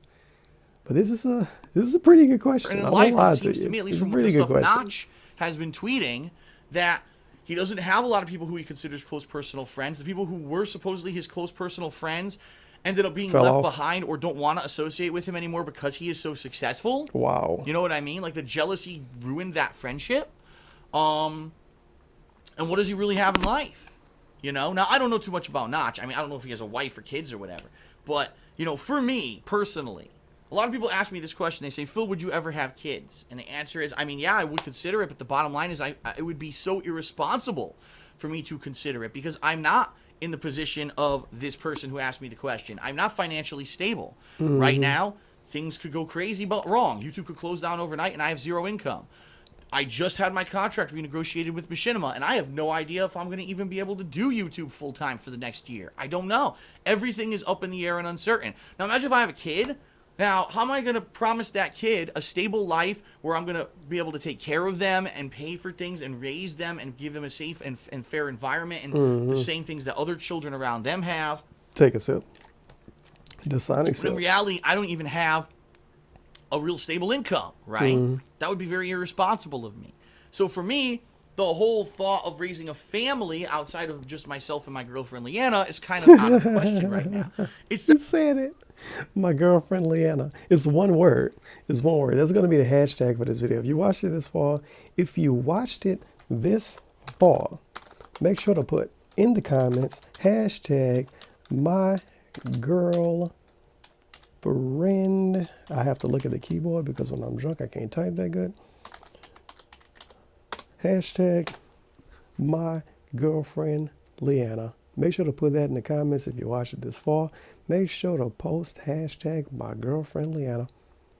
Hashtag my girlfriend Leanna. I gotta say it a few times because it's a really good hashtag. sounds to Hashtag me like my girlfriend you, Leanna. Zyphos, are in a position where you are financially might stable. tweet Things are that. looking up, but now It's a you're really kind of good lost one. because you focus so much on getting to that point that you didn't work on anything else. You didn't build social relationships can and barely friend fucking networks. see You don't have a significant laptop other. At least that's screen. what I'm kind of understanding here from this. Now, also, it seems to me like what you're saying is, well, I've reached a point in my job where there's really nothing else to strive for. You know what I mean? He's Okay. at the top level where he can be. GG. That's okay, because there's other things you can do in life. You could go off and do charity work. You could go off and get hobbies. You could try to strive for success and or achievement in other areas. And a lot of people who do find success in one area then try to venture out and do other things. How many successful actors then try to become directors, right? How many successful people in the entertainment industry become producers because they have the money to now produce cool stuff, right? Now, I have absolutely no idea what the How job many successful rappers tried to become successful label owners, which takes zero work if you don't have any talent. situation is what your job is, because you didn't hint at that in the question. But what I would say is, if you really feel you've reached the epitome of success in what you're doing, try to do something else that's maybe a little bit more outside the box. I'm not saying give up what you're doing, but maybe you want to try a hobby or something different. To go off of what he just said, if you feel like you reached the epitome of your success for what you're doing, okay, this is the way I'm gonna put it. If you do YouTube, right? Like, I'm going a little bit off topic here, but if you do YouTube and you feel like you reached the epitome of success for your YouTube channel, you feel like you reached the ceiling, you feel like you can't get farther with doing YouTube, find other people that do YouTube and start your own YouTube network. So now those people that you like can make money for you and make money for themselves. If you can't do that, okay, this dude, what he is, I forget what the fuck he's supposed to be. But I don't know. If he really feel like he reached his plateau of being successful, I don't know, fucking adopt a kid, buy a dog, adopt a cat, adopt a dog, get some parrots, get a guinea pig, dude, get something, dude. It don't even have to be helping another person, but do something. Don't just sit at home all day and feel like, oh man, I'm so successful in life, but I can't do anything with it. Like, make something happen. It don't even have to be another person. Like, adopt a kid in Africa, adopt a kid in real life, fucking adopt a cat, adopt a dog, adopt a parrot, adopt a guinea pig, do something. You don't have to get a real kid, because a real kid is way more responsibility than a pet. But do something. You know, I remember it was a point in my life where I felt I couldn't do anything else. I felt like I was at the peak of how successful I could be with doing music stuff. And that's why I originally got 2 guinea pigs. And fast forward 4 years, I still got guinea pigs because I like having guinea pigs. They're pretty chill animals. But that's how it started with me. So yeah, he could be like that. He could get some guinea pigs, some parrots, some parakeets, some chinchillas, something, and just put time and effort into taking care of them, and it might put him in a better mood. Who knows? Try to get a friend network going. Again, I don't know if you have a significant other or not. Maybe think about raising a family. You're 28 years old. Now's the perfect time, the next few years, to start planning do out not if you're think going about to raising have a family and stuff. Because right now I'm 33. That's not good advice. And I'm starting to realize, you know, sadly, Bitches people ask ain't me over the shit years I've been doing but YouTube, hoes will and I ever turds. have a family? I'm like, it's starting to be that age where if I don't have a kid in the next, say, 10 years, But fucking I won't be able to raise early. them. I'll be too old. So really, right now, it's kind of for me. I'm in a situation where I don't even have that flexibility. It sounds to me like you do have that flexibility. So those maybe should be the things that you focus on. You want to maybe diversify TBH, yourself that's not good advice. from You can get the yourself things in that some you're doing bad at your situations. job. But at the same trying time, to have I kids actually with agree with bitches. you. I feel that in America we have an institution based off of spend And money, no, spend no, money, no. spend. When I said have kids with bitches, I didn't really refer to all women as bitches, but it's some bitches out here that's willing to have kids for a dude just to get some handout in life. I don't know what fucking life this dude that asked this question come from. I don't know where he lived, but yeah, that's not good advice. Get you a pet. Do not purposely try to have a family with anybody. If you're not married to her, no. That's awful advice, because you could have kids with some bitch that you barely know.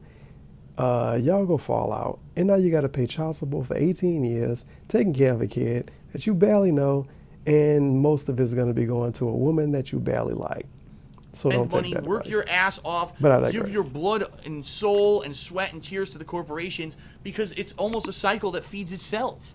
Instill these ideals in almost our done, though. kids This so that all they is care about almost is going done. to the expensive schools, going to the getting that big degree, killing your ass for the corporation, and then here you are. Well, I'm 30 years old and I'm successful. What do I really have for it? Because Great lyrics from a bad song, from a bad rapper.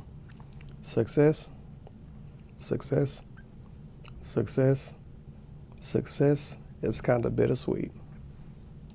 really, it was just to feed back And it into really those is. corporations, It really right? is. I'm just Regardless saying. of what kind of All right, success next you question have, is it from really is Gaspin bittersweet. Geckos, and he says, in But regards to your new 3-channel business. That's the MVP. That's the MVP question for the whole Ask the King. That was a real nigga shit question. And I rarely say the word nigga in a video unless I feel like I have to. That was a real nigga shit question. So hats off to dude that asked the question. And you got DSP to talk for almost 10 minutes. I have to ask, if That was a cable real gaming question. becomes more popular than your other channels, will you start putting more focus on it than the other channels? Like, will it become your primary channel? Well, here's the thing. The 3-channel focus that I have right now, the Back reason to that bullshit. I think that it's cool is because up to now, let's be very honest Let's here. be very honest here. 95% of what I'm focused on is raw gameplay. Every day, either on stream or off, me sitting here with a controller in my hand on this love seat, playing through a game, doing live commentary, and recording gameplay, and then uploading it to YouTube. Now, there's other things that come from that, like my game reviews, like the weekend preview, like other vlogs and stuff, but that's the very minor focus.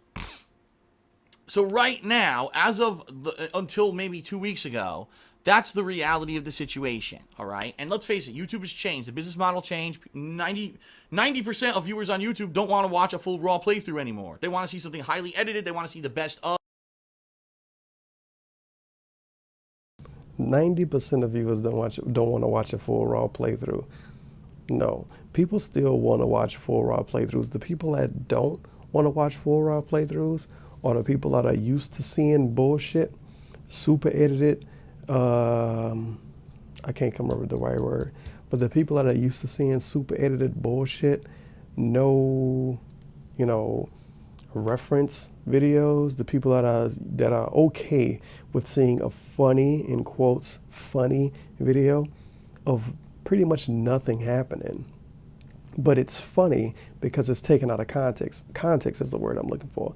The people that are used to seeing out of context, short, funny, in quote, videos, those people are not the people you should be trying to cater to, because those people are, they'll sub to you Monday and then unsubscribe Wednesday because you said 2 + 2 = 4 and they think it equals 5. Those people are casuals. You should never try to cater to casuals.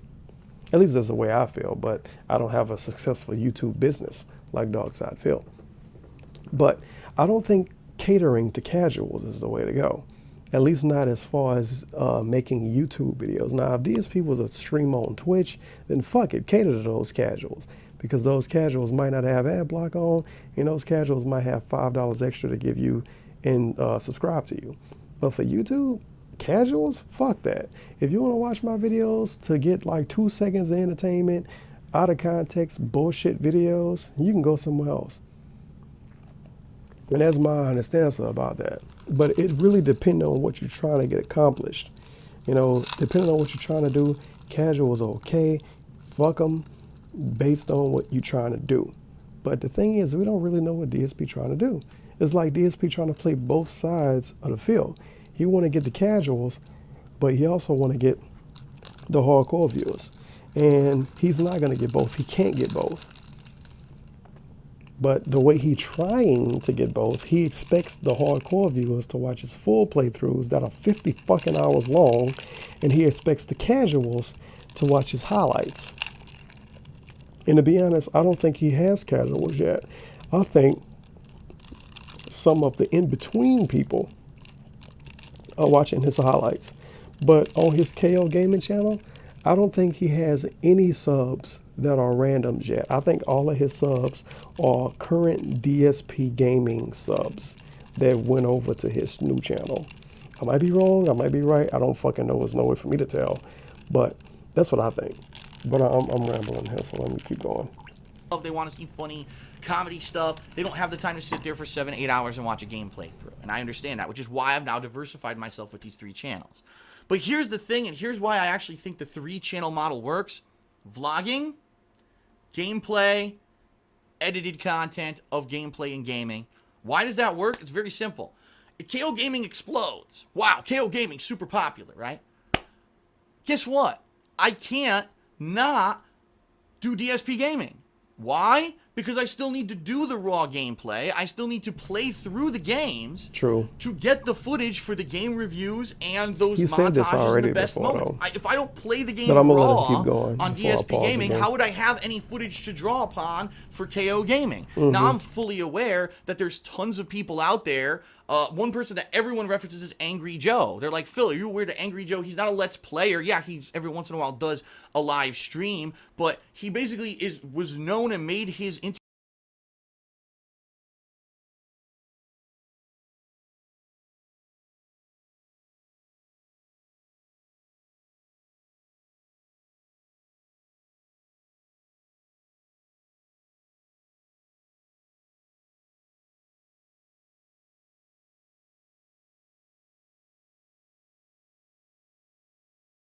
internet presence known for his edited game reviews and rants and stuff, where it's him talking in front of a camera with game footage integrated, but he doesn't show the raw stuff. Yeah, and he became incredibly popular based off of that. But here's the thing. He still plays the games behind the scenes, right? Just that he doesn't share that with everyone. Well, what's the difference if I keep sharing it with everyone or I don't? It's not like I'm going to save time not sharing the raw stuff, right? So I'm going to continue on DSP Gaming to do the raw stuff.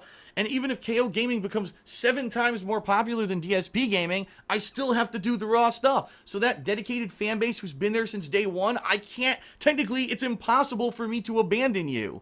I will always be here for you doing the raw stuff, the gameplay stream.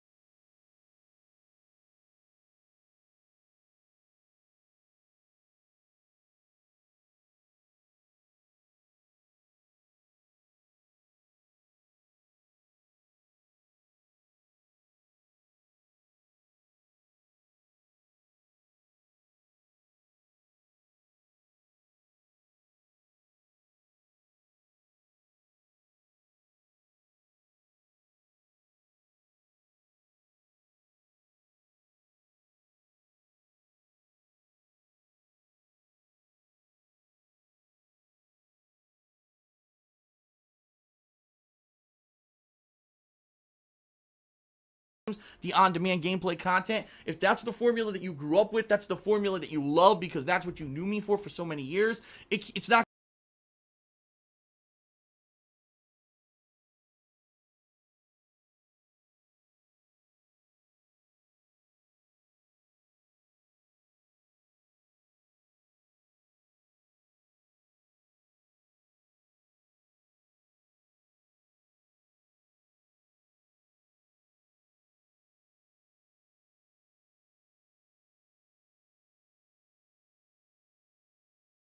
going to go anywhere. Couldn't, technically, physically could not go anywhere. It has to exist.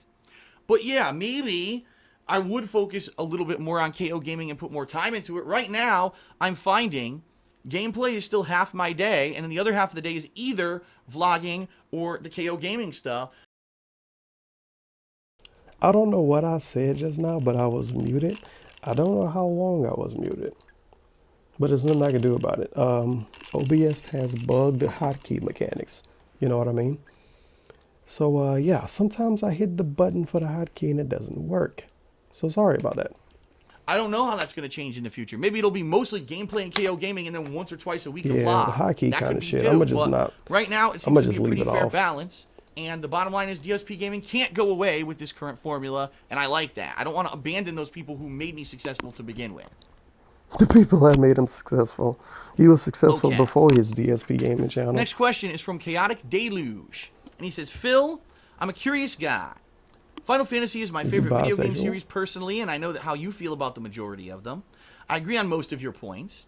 I know that you feel quite strongly for Final Fantasy 4 and 6, and especially strongly... I know you feel quite strongly... Good thing I want to point out before we finish here. He didn't get a lot of bait questions, which I'm actually happy about. Because those bait questions really pissed me off. I remember it was one Ask the King. He got questions about Donald Trump. He got questions about immigration. Like, really? These questions have nothing to do with a gaming YouTuber. These questions are nothing about gaming at all. These are like, to be honest, some of those questions were fucking stupid to ask someone that does gaming on YouTube. He has nothing to do with that outside shit. And I remember a long time ago, he was like, oh, you could pay $20 to get a question answered guaranteed, but I'm not going to answer questions like blah, blah, blah, blah, blah, blah, blah, blah. But then he answered questions about fucking Donald Trump and questions about immigration. But I'm glad to say that he didn't get a lot of bait questions and a lot of bullshit questions with this Ask the King. A lot of these questions have been legit or seemingly legit questions. So I'm happy about that. For Final Fantasy, and for 4 and 6 especially strongly. I read that incorrectly. What is your opinion on Final Fantasy 5? As 5 and 9 are my personal favorites in the series, wow, I like your Final opinion Fantasy on 9 too, but I understand you're yet to play that particular entry. although it seems like you've played 5 before, I can't recall you saying any more about anything but knowing the character's name. By the way, his name's Butts. Yeah, the main character's name is Butts. With a Z. Thanks, keep up the good work. Final Fantasy V.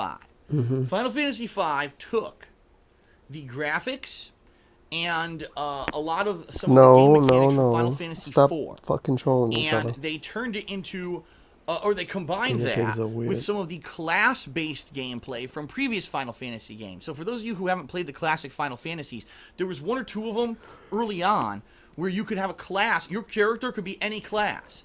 So you could be a red mage, a white mage, a black mage, like a warrior, a monk, a knight, a dragoon, all these different classes. And each class that you change your character to gains new abilities and new things. And eventually, the thing that I really like is sometimes you can make a custom ability set where you can have a really powerful physical attack, but then you could use magic too. And I like those hybrid classes that eventually you could create.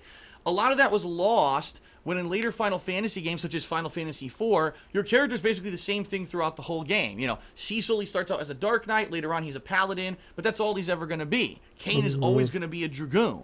Rosa's always going to be a White Mage. So yeah, you'll get better abilities in those classes, but you'll never be able to switch it up. Final Fantasy V, you start out in a class, your main character start out in a class, but then you could change those classes later, and you could actually customize your characters based off of that. And I really liked that about the game. The customization options in the game were excellent in my opinion. And in fact, it adds to even more replayability because let's face it, Final Fantasy IV, Final Fantasy VI, yes, to some extent in 6 you could equip the different espers, and because of that, the Magicites, you could actually have like all the magic. But ultimately, your character only has like one unique ability or whatever. Final Fantasy IV is the same. You can never really break out of that archetype. Final Fantasy V, the more you play it, you can actually completely customize your character, which is awesome.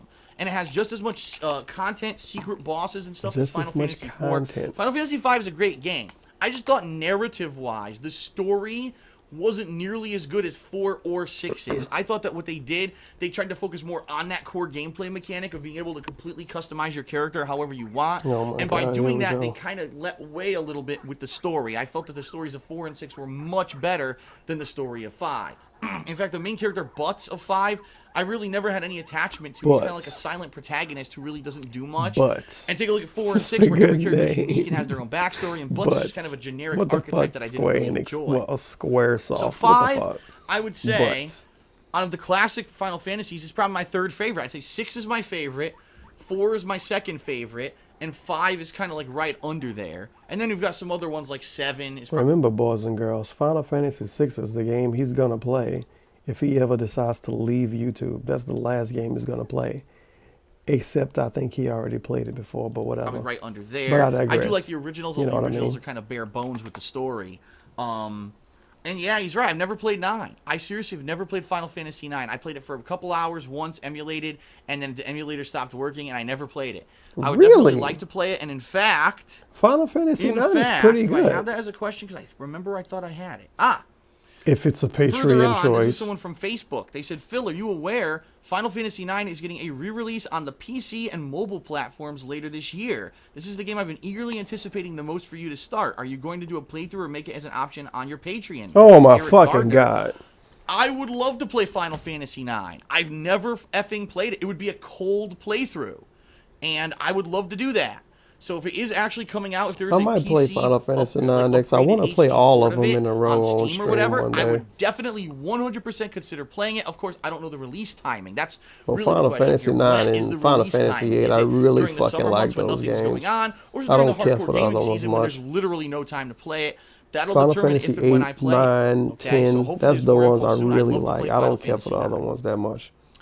All right, this next question is from Slayer. Never played Final Fantasy 9. Holy shit. Phil, I'm a longtime viewer since 2011, and I've enjoyed your content ever since. Recently, you played Yakuza 5, and you've been commenting on the Japanese pop songs in the Haruka section. My question is, will you enjoy a song even if it's in a different language, like Japanese pop, and give it a listen? Also, have you heard of Korean pop or K-pop? If yes, what are your thoughts on it? I would appreciate if you could answer this question, and I would like to hear your thoughts on it. His thoughts on Korean pop? What? No. Can I enjoy a song even if it's in a different language? It's a 2-minute answer. I'm squished. The next question is from the doctor. And the doctor says, I don't know if you've even talked about this yet, but the Nintendo NX, is now in development, might be coming out soon. I want to ask your opinion on it, and do you have confidence that Nintendo... I'm sorry for skipping on stuff, but I really got to use the bathroom. Will I speculate on the upcoming Nintendo NX console? Of fucking course he will. He has a YouTube channel that's based around gaming. No shit he will. So let's skip that. Am I still considering getting back surgery? 2152. What happens? All right. All right, a few more questions. All these questions are from social media coming up. From Dean Jones. He says, Phil, do you plan on getting the back surgery that you talked about back in Connecticut now that you moved? No, you know, from don't time to have the time, money people to. ask me this question. Phil, how's your back doing? Phil, do you need the back surgery? Some of you watching right now might literally have no idea what this question means because, let's face it, I haven't really talked about my back much at all. For about This is a year and a half, another 2 years. nothing question, so I'm skipping this. My thoughts on the division, skipping that. I'm sorry for skipping questions, but it's like I have nothing to say about these subjects. And DSP probably has nothing to say that I even care about hearing. Like, do I really care about him hearing songs in a different language? No. Do I care about his thoughts on the Nintendo NX? No. Do I care about his thoughts on back surgery? No. Do I care about his thoughts on the division? No. Did I ever consider joining the military? Interesting story. Will I play The Witness is the next one. And if I had played it last year, would Undertale be my game of the year ranking? Fuck Undertale. And that's all I'm going to say. Don't ask me why I say it. If you know why, you know why. And if you don't, you don't. But that's all I'm going to say. I'm not going to say anything about Undertale. As a matter of fact, I'm not even going to listen to his opinion on Undertale. Because I already listened to his video about Undertale. I don't feel like talking about Undertale anymore. I talked about it like 4 fucking times in the last month. And I'm done with talking about Undertale. So, will I join the military? You know what? I'm going to listen to that. And then I'm going to be done. All right, after only 3 that. more questions. Next one's from Joseph Saniza. Excuse me, I probably mispronounced that. Hey, when you were in high school or your mid-20s, did you ever think about joining the military?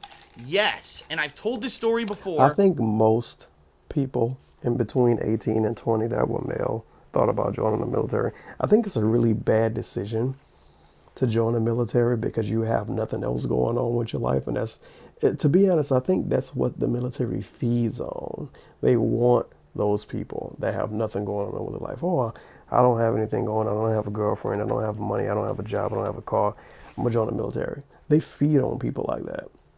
That's what I think. I may be wrong. I'm sure somebody might get annoyed by my response to that, but I'll very briefly tell it again. When I was in high school, I didn't know what I wanted to do with my life. I didn't know if I wanted to be go to college, young and join the I wanted to go to military. If you don't Now, know my what dad you was a want to do Marine, in life. and I had considered going to join the Marines and or just the military in general. So I went to the local recruitment board or whatever, and the recruitment board they used to did an fucking interview call with me. They used Based to call off of my the cell responses to my phone. interview, they thought that I was a Bunch of top fucking candidate to assholes. be an officer. Okay, now they Yeah, didn't top promise candidate. anything. Obviously, you got to go through basic training, but they were like, "Listen, you know, you're very smart. You're high ranked in your school. You're on track to go to a nice college. But if you go to the military, you'll be an officer. You won't see the front lines if you ever do get deployed. Yada yada yada."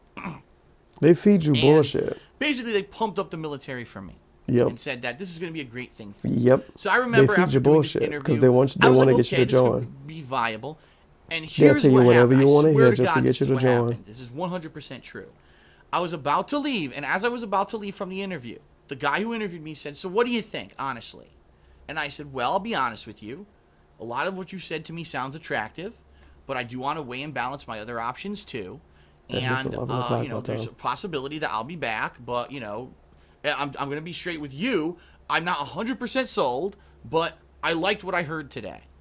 The guy was such a cocky fucker. Here's what he said to me. He said, "That's okay. I know you'll be back.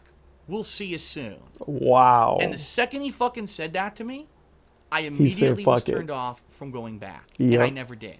Because the bottom line You is when know you're you so... will be There's back. one thing. Confidence is one thing. That was cocky, egotistical bullshit. And what I could tell is that in his head, they had The fucking ingrained that military military recruiters. shit. Wow. Oh, it's the best thing Bunch of ever. fucking And assholes. loyalty to your country and herpa-derpa fucking dirt. The stuff that people fall for, that lack of independent thought, that he thought the military was such the best thing. And because I had, they'd done such a good We job at know selling the you will be military. back. There was no way in hell that I wouldn't Wow. come back. And he said it in such a cocky fucking way that immediately I said, there's no fucking way I would ever go back and be a part of that. And I never did. And I would since have that cursed day, his I ass never out. considered I would being have in the cursed him out military, and left. period. I would have turned into an angry And let's black face lady it, with all right the now. shit that happened after What a that, fucking 9/11, asshole. being deployed out in We fucking know you're gonna Afghanistan be and back. Iraq. Fuck you. And I probably would be dead.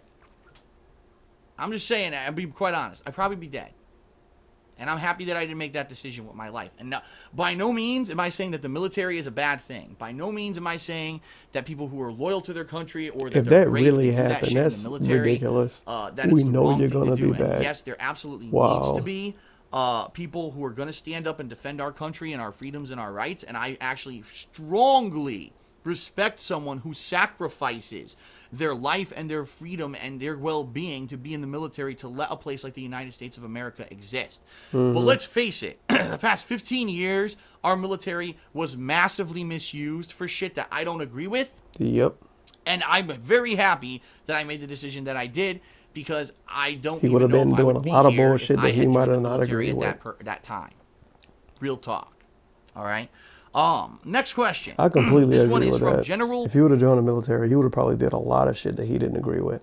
This is not a good question to end it off with, but Jesus Christ. Well, I'll play the witness. I don't give a fuck about that. He won't play the witness. The witness is the fucking walking simulator. He's not touching it. If he plays it, he's really bored or he got a free copy. If I played it last year, will Undertale be the last game? I don't want to talk about Undertale anymore. I talked about Undertale more times in the last 2 months than I wanted to in general in my life. I have nothing else to say about Undertale.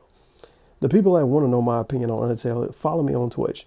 The people that don't know my opinion on Undertale won't ever know it. So fuck it. I have nothing to say about Undertale. I have nothing to say about the witness. So we're gonna end it off on the military story. Appreciate you for showing up. This video was way longer than it needs to be. I forgot my hashtag. I'm gonna try to have this uploaded by what today is.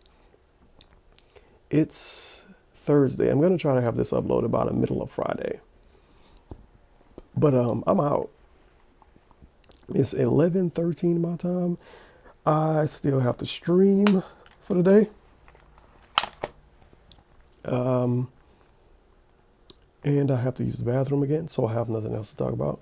Appreciate you for showing up. Make sure to like the video if you support the cause.